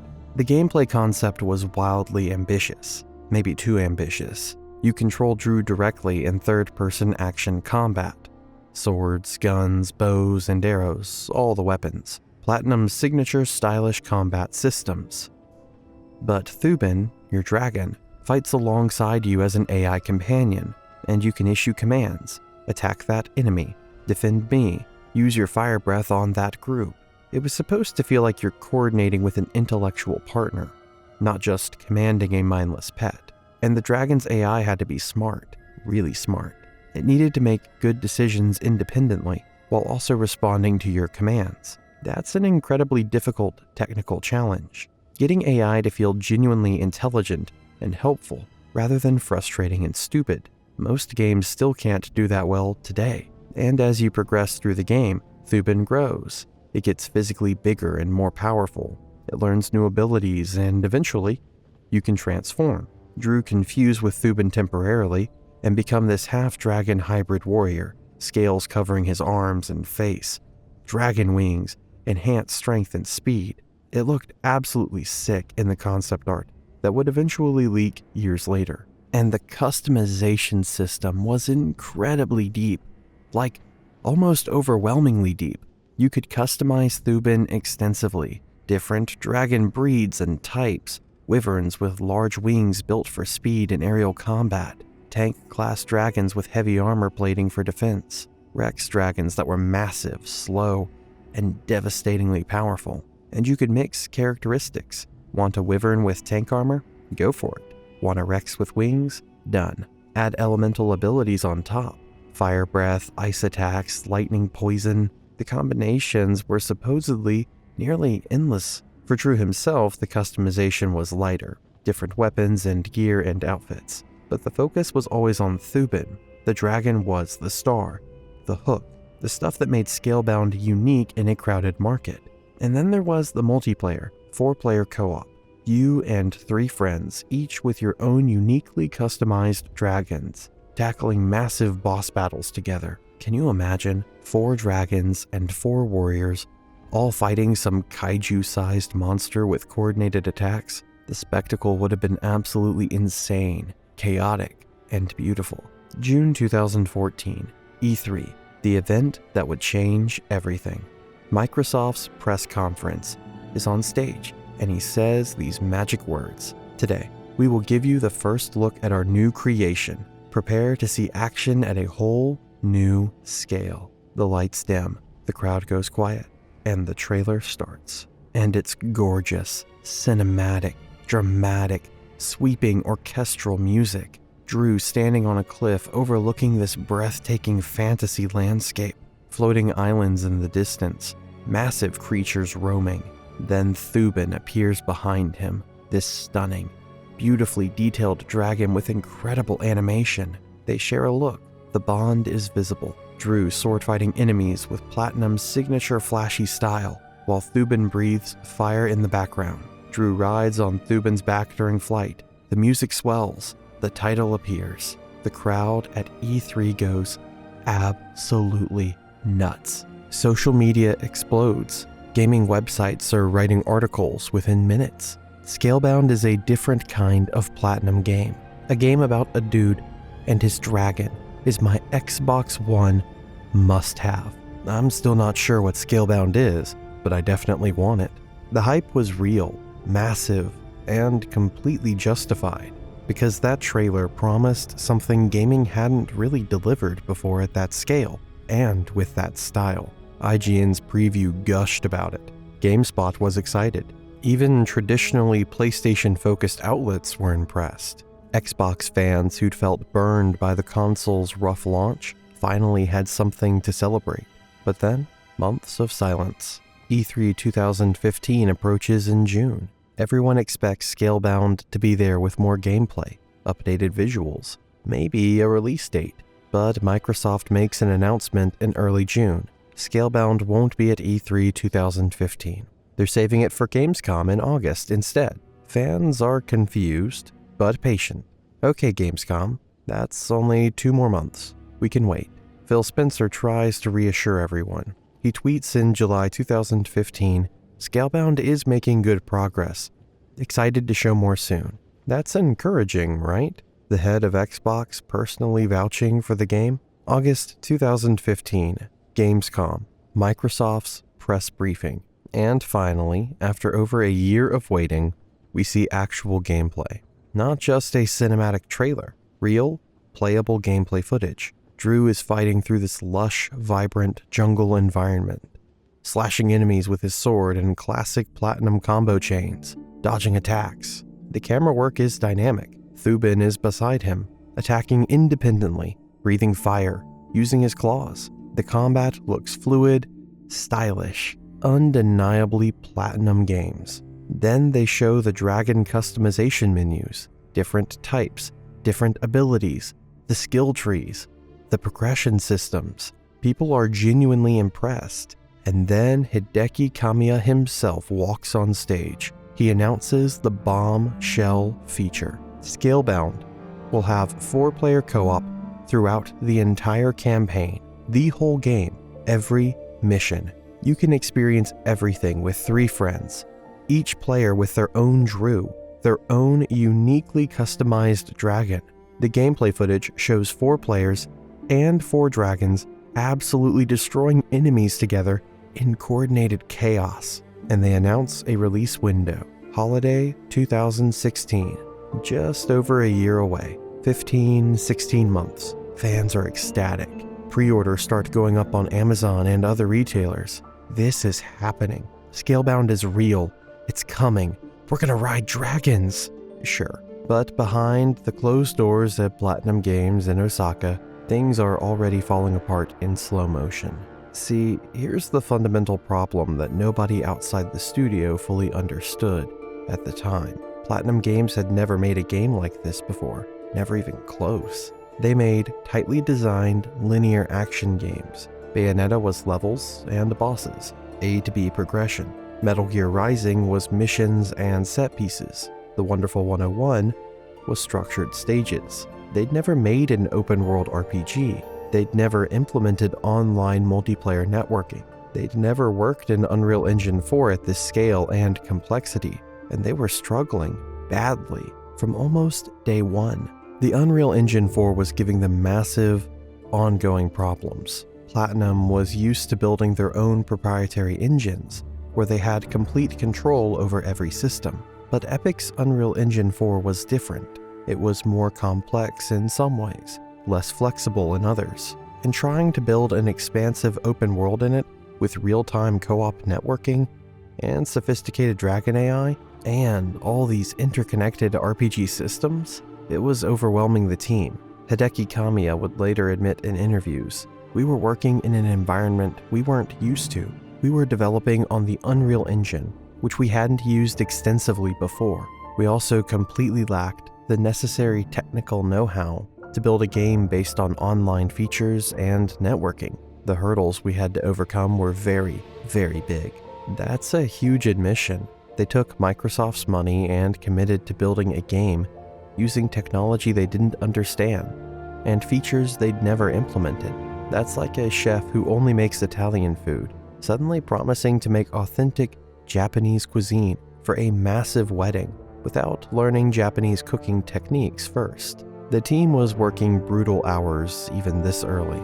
Japanese game development crunch culture is notoriously, infamously intense across the industry, but this was reaching new extremes. Developers were sleeping at the office regularly, like literal cots and sleeping bags in conference rooms, going multiple days without seeing their families, going home only to shower and change clothes before coming right back. The pressure from Microsoft was immense and constant. They'd invested millions. They were marketing Scalebound as a major flagship Xbox One exclusive. Phil Spencer was personally championing it in interviews and at events. But the game fundamentally wasn't coming together properly. The Dragon AI wasn't working right. Thuban would frequently get stuck on level geometry and terrain. It wouldn't respond to player commands properly, or would respond with noticeable delay. The pathfinding was broken. The co-op networking had constant desync issues, where players would see different things on their screens. The open world felt lifeless and empty, just vast spaces with nothing interesting to do. Nothing was properly clicking into place. December 2015. Microsoft marketing executive Aaron Greenberg does a press interview. He says Scalebound will have broader appeal than Platinum's previous niche games like Bayonetta and Vanquish. It'll bring in new mainstream players who've never played a Platinum game before. The pressure is building even more. This has to be a hit. This has to sell consoles, not just be a cult classic.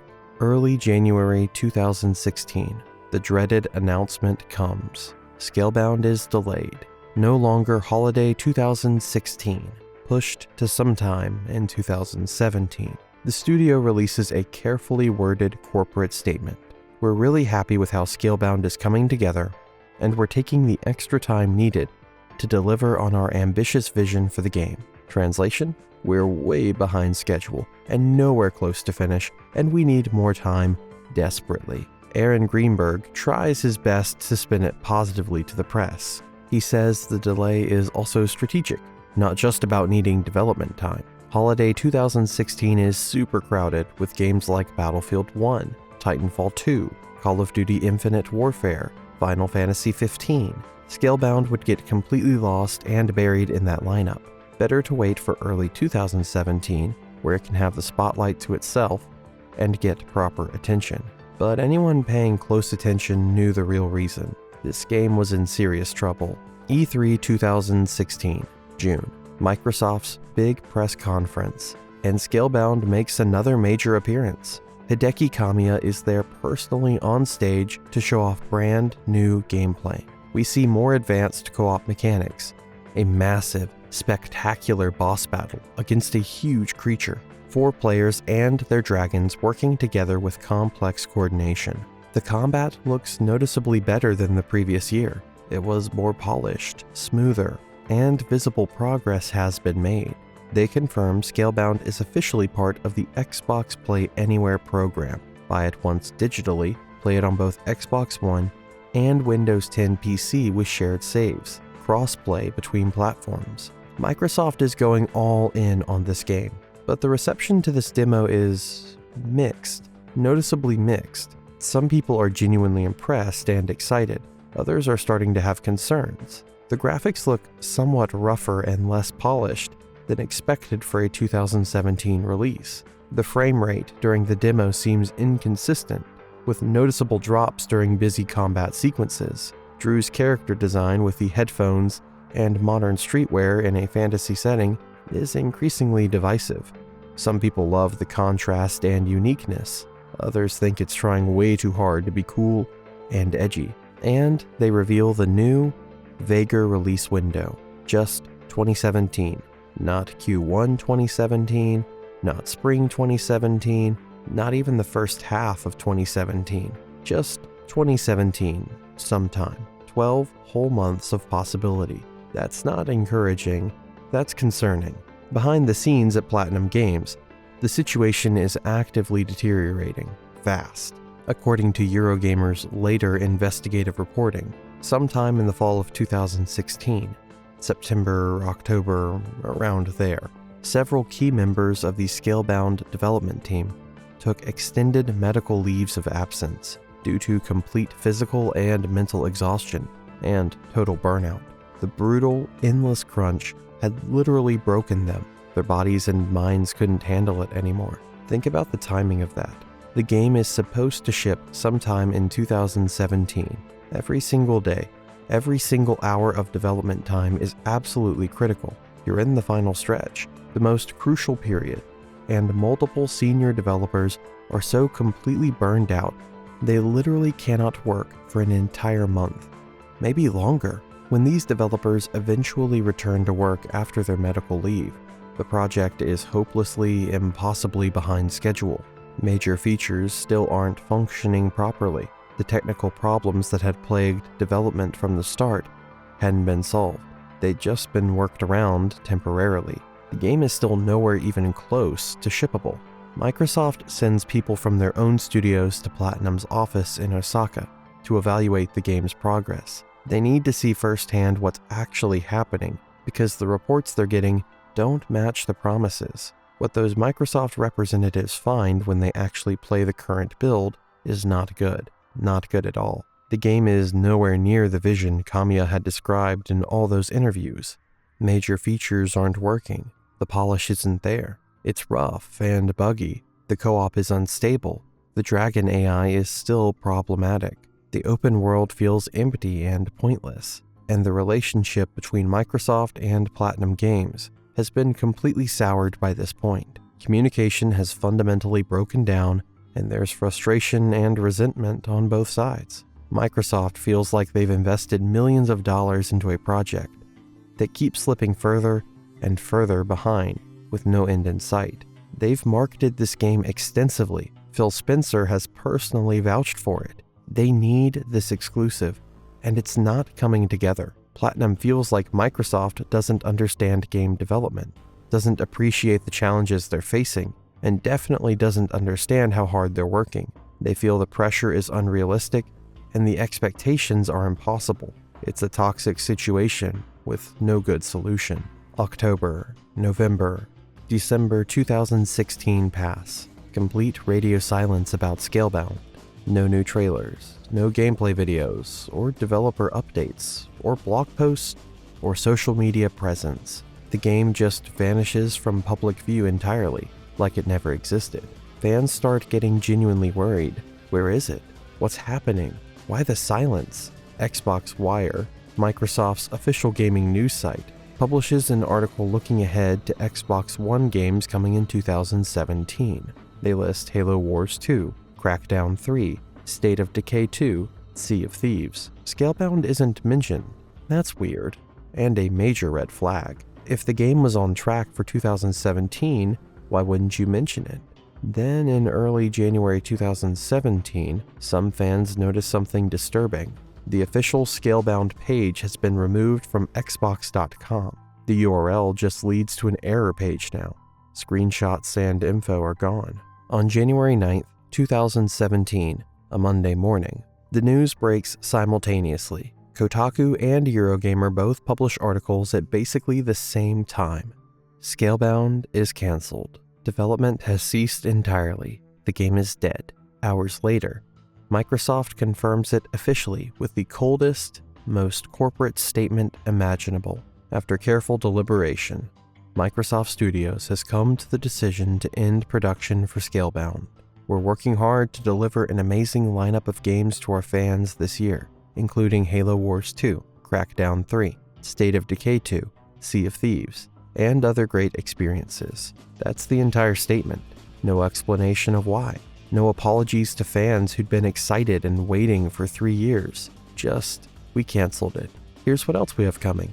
The gaming community absolutely loses its mind. Twitter explodes with anger and confusion. Reddit's gaming subreddits are melting down. YouTube is flooded with reaction videos. Everyone's asking the same questions. How does a game that's been in development for 4 years, that's been shown publicly multiple times at major events, that had a release window of 2017, just get canceled? What happened? Why? And naturally, predictably, everyone immediately blames Microsoft. The narrative forms instantly and spreads everywhere. Microsoft kills Scalebound. This is why Xbox has no good exclusives. Phil Spencer canceled another game. Microsoft doesn't support their developers. The anger is directed entirely at the publisher. Platinum Games is seen as the victim, the talented developer whose dream project got killed by an evil corporate publisher. Except that narrative is wrong and incomplete. It's only half the story. For years after the cancellation, Platinum Games mostly stay silent about what really happened. They can't talk about it freely due to NDAs and contractual obligations with Microsoft, but slowly, gradually over time, the actual truth starts emerging in interviews. In May 2019, over 2 years after the cancellation, Atsushi Inaba, Platinum Games studio head, does an interview with VGC, or Video Games Chronicle, and he says something that shocks everybody. It really wasn't easy for us to watch Microsoft take the brunt of the fan ire and criticism over the cancellation, because honestly, the truth is that game development is very hard and complicated, and both sides failed here. Both sides. It wasn't just Microsoft. Both sides failed. He's openly taking responsibility, sharing the blame, and actually admitting fault. That's incredibly rare in this industry. Developers almost never admit failure publicly. It's always the publisher's fault. Always. And he continues, looking at it from our perspective, from Platinum's side, we don't like seeing Microsoft take all the heat from fans. At the bare minimum, it's a unique situation for us as a title, in so much as we feel that we didn't do all the things that we needed to do as a developer. We didn't fulfill our responsibilities. There were a lot of very painful lessons we learned. In November 2021, Hideki Kamiya does a long video interview with the YouTube channel Cutscenes, and he goes even further than Inaba. He doesn't just take responsibility, he apologizes. We were working in an environment we weren't used to at all. We were developing on Unreal Engine, which we had limited experience with. We also completely lacked the necessary know-how and technical expertise to build a game based on extensive online features and networking. The hurdles we had to overcome were very, very big, much bigger than we initially realized or anticipated. We weren't experienced enough as a studio. We couldn't get over that wall. We couldn't overcome those obstacles. That's what led to what happened in the end, the cancellation. Then he says these words that are just heartbreaking. I'm deeply sorry to the players and fans who looked forward to Scalebound and were excited about it. And moreover, I'm profoundly sorry to Microsoft, who had placed their trust in us as a business partner and invested so much money and resources. I want to apologize both as a creator and as a member and representative of Platinum Games. That's as clear and direct and honest as it gets. No corporate spin, no ambiguity, just straight admission. We failed. We took on a project we weren't capable of delivering. We're sorry. In March 2020, Jean-Pierre Kellums, a former Platinum Games creative producer who worked directly on Scalebound, sees Kamiya talking about potentially reviving the game someday, and Kellums responds on Twitter with brutal, cutting honesty. We had our chance. We failed. They know why we failed. There's nothing more to say. That's harsh. No excuses, no hope. Just blunt acknowledgement. We had an opportunity. We blew it. It's over. Stop talking about it. And you know what? That brutal honesty is actually refreshing, because it's so rare in the games industry for developers to admit failure this openly. Usually when a game gets canceled, the developer carefully blames the publisher behind vague language, or they cite creative differences, or they hide behind NDAs forever and never discuss it. But Platinum straight up admitted they failed and took full responsibility. So what actually went wrong? Let's break down all these specific factors that killed Scalebound. Problem 1. Complete inexperience with the core technology. Platinum had never worked extensively in Unreal Engine 4 before Scalebound. They'd used their own proprietary engines or older versions of Unreal for previous games. Unreal Engine 4 was essentially new territory for them, and trying to learn a completely unfamiliar, complex engine while simultaneously building an insanely ambitious game, that's like trying to learn to speak Japanese while also translating a novel from English to Japanese. You need to master the language first. Problem 2. Total inexperience with the genre and game type. Platinum makes linear, tightly designed action games. Bayonetta, Vanquish, Metal Gear Rising, all linear experiences with carefully crafted levels. Scalebound was trying to be an open-world RPG with MMO-style online co-op. That's a completely different genre, requiring completely different skills and knowledge. It's like asking a sprinter who's trained their whole life for 100-meter dashes to suddenly run a marathon. Problem 3. Unchecked scope creep and runaway ambition. The game kept getting more ambitious and complex as development continued. More features were added. More systems got layered on top. Dragons that evolve through multiple forms and can be customized in nearly infinite ways. Massive open world with explorable regions. 4-player online co-op with complex networking. Deep RPG progression systems with skill trees. Character action combat with Platinum's signature style. Giant boss battles. The scope was insane for a studio of Platinum's size and experience level. They were trying to build 3 different games simultaneously and combine them into one. Problem 4. Communication breakdown and cultural clash. Microsoft is a massive American corporation. Platinum is a small Japanese independent studio. Different languages, profoundly different business cultures and approaches, different work philosophies, different communication styles, and that gap grew wider over time. Misunderstandings compounded, missed expectations on both sides. Neither party fully understood what the other needed or wanted.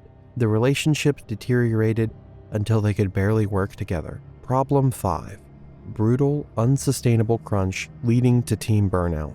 The team worked themselves literally into physical and mental collapse. Japanese game development crunch culture is notoriously intense, but this went beyond normal extremes. When multiple senior developers need month-long medical leaves due to exhaustion in the final year of development, you've lost. The project is doomed. You cannot finish a complex game when your key team members are physically and mentally broken. Problem 6. Fundamental technical issues that never got solved. The Dragon AI never worked properly throughout the entire development. The co-op networking never properly stabilized. Constant desyncing and connection issues. The engine performance was consistently poor with frequent frame rate drops. These weren't minor polish issues that could be fixed in the final months. These were deep, fundamental technical problems that plagued the entire 4-year development and never got resolved. Problem 7. The announcement came way too early. Phil Spencer himself later admitted this was a massive mistake. They announced Scalebound publicly at E3 2014 when the game was barely into actual development. That created enormous pressure and unrealistic expectations. Fans got hyped for a game that didn't really exist yet beyond concepts, and that hype became a burden that influenced and damaged development instead of helping it. The concept of the game was genuinely fantastic, brilliant even. A stylish character action game, a monster hunter, and a co-op online RPG with dragons combined? That's an absolutely winning idea on paper. The art direction was gorgeous and unique. The music was excellent. The vision was clear and exciting. But vision and ambition aren't enough to make games. You need technical capability, experience, resources, time, realistic scope. And Platinum didn't have most of those things for this specific project. Not through any moral failing, they just genuinely weren't equipped for this challenge. On February 2022, Hideki Kamiya and Atsushi Inaba do another joint interview together, and they say they still want to make Scalebound somehow. They haven't given up on the dream. They want to sit down with Microsoft and try again and fresh start. Kamiya literally makes a public appeal. I'd like to appeal directly to Phil Spencer. Let's do it together, Phil. Let's finish this. But come on, man. In September 2022, Phil Spencer's response when asked about Scalebound revival talks. There's currently nothing to say about Scalebound. Translation, not happening. We tried it once, it failed catastrophically, and we're not doing it again. And you cannot blame Microsoft for that stance. They funded Scalebound for 4 years, invested millions and millions of dollars, marketed it extensively at multiple E3 presentations and other major events, put it front, back, and center in their exclusive lineup, and got absolutely nothing. Zero return on investment. The game died and damaged Xbox's reputation for quality exclusives. Why would they possibly go back to that disaster? Meanwhile, Platinum Games moved forward. They released Nier Automata in February 2017, just 1 month after Scalebound's cancellation, to massive critical and commercial success, with over 9 million copies sold, giving them one of their biggest hits ever. They made Astral Chain exclusively for Nintendo Switch in 2019. They finally released Bayonetta 3 in 2022, after years of development. They're surviving, actually thriving, but Scalebound haunts them still. It always will. It's their biggest, most public failure, their most expensive disaster, the dream project that became a nightmare they can't wake up from. According to Platinum developers in interviews, several specific elements and systems from Scalebound got reworked and repurposed for Bayonetta 3. The demon summoning system, where Bayonetta calls forth massive creatures to fight alongside her in battles, that evolved directly from the Thuban coordination mechanics originally designed for Scalebound. The idea of working with and commanding a powerful AI companion, that's Scalebound DNA surviving in a different form. So in a weird roundabout way, Scalebound technically did get made. Kinda. Maybe. Just not as Scalebound. Its core concepts and innovations got scattered and distributed across other Platinum projects. Microsoft still owns it completely. It's sitting in their vault, somewhere. Legal paperwork and filing cabinets. Could they theoretically revive it with a completely different developer? Yes, technically. Will they? Almost certainly not. The Scalebound brand is too damaged now, too associated with failure and disappointment and wasted money. Why resurrect it when you could just create a brand new Dragon game from scratch, without all the negative baggage? In September 2023, Hideki Kamiya, who'd been with Platinum Games since its founding in 2006, announces he's leaving the studio. After 17 years, he's forming his own independent studio called Clovers. The name is a callback to Clover Studio, where he worked at Capcom before Platinum, and when asked about Scalebound in interviews after leaving, he still talks about it with visible regret. In a 2025 interview, he says, "The failure of Scalebound was ultimately the responsibility of Platinum Games, myself as director included. I take full responsibility." But he also adds something interesting. He thinks if they'd partnered with a Japanese publisher instead of Microsoft, things might have been different. Not that the game would have necessarily been finished successfully, but that the development process would have been smoother, more collaborative understanding between developer and publisher, less cultural friction. Maybe he's right, and maybe a publisher like Sony or Nintendo, with extensive experience working with Japanese developers and understanding their processes, could have managed the project better, provided better support and communication, recognized the warning signs earlier. But that's all hypothetical and pointless speculation. We'll never actually know. Scalebound was a perfect storm of every possible problem. You have a team dealing with technical hurdles they weren't ready for, a genre they never touched, and an ambition that frankly outpaced their capabilities. Toss in some brutal cultural clashes between Platinum and Microsoft, unsustainable crunch, and a premature reveal that put everyone in a pressure cooker, and you've got a recipe for disaster. And the absolute saddest part is that nobody actually wanted it to fail. Microsoft desperately wanted a killer exclusive to take on PlayStation. Platinum desperately wanted to make Kamiya's dream Dragon game a reality. Fans desperately wanted to fly around and look cool. Everyone involved had the best intentions, pure motivations, but good intentions don't make games. Proper execution makes games, and the execution just fundamentally wasn't there. But it's easy to say, oh well, the game was troubled, probably would have been bad anyway. But that's not necessarily true. The concept was genuinely innovative and exciting. Imagine if it had worked, if Platinum had nailed the Dragon AI, if the co-op had been stable, if the open world had been filled with interesting content, if the customization systems had been as deep as promised. You'd have this unique hybrid game that was part character action, part Monster Hunter, part co-op RPG, with this incredible bond between player and dragon at its emotional core. Nothing else on the market was trying to do that exact combination. Even today in 2026, there's no game quite like what Scalebound promised.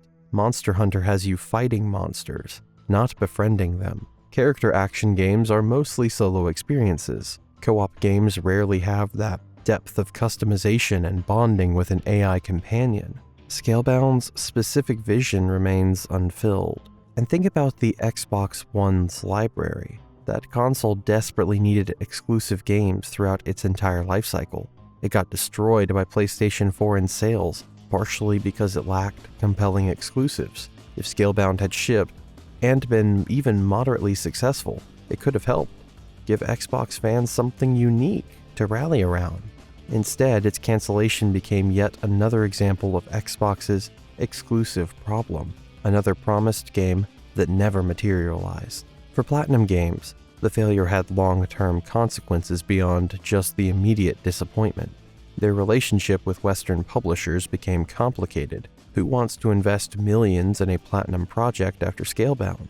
The trust was damaged. It took Nier Automata's massive success to rebuild their reputation as a reliable developer who could deliver.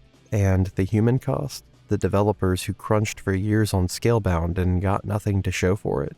Some of them left the industry entirely after that experience. The burnout was too severe. They couldn't keep working on games after what they'd been through. Others stayed at Platinum but carried the psychological weight of that failure. Imagine spending 4 years of your life on something, sacrificing your health and relationships, and then watching it get canceled. That leaves scars. The fans who'd been excited since 2014, they felt betrayed. Not because anyone intentionally misled them, but because they'd invested years of anticipation into something that would never exist. They'd imagined themselves riding Thuban, customizing their dragon, playing co-op with friends, and all of that just vanished. Today in 2026, if you search for Scalebound gameplay on YouTube, you can still watch those old demos from Gamescom 2015 and E3 2016, and it still looks potentially great.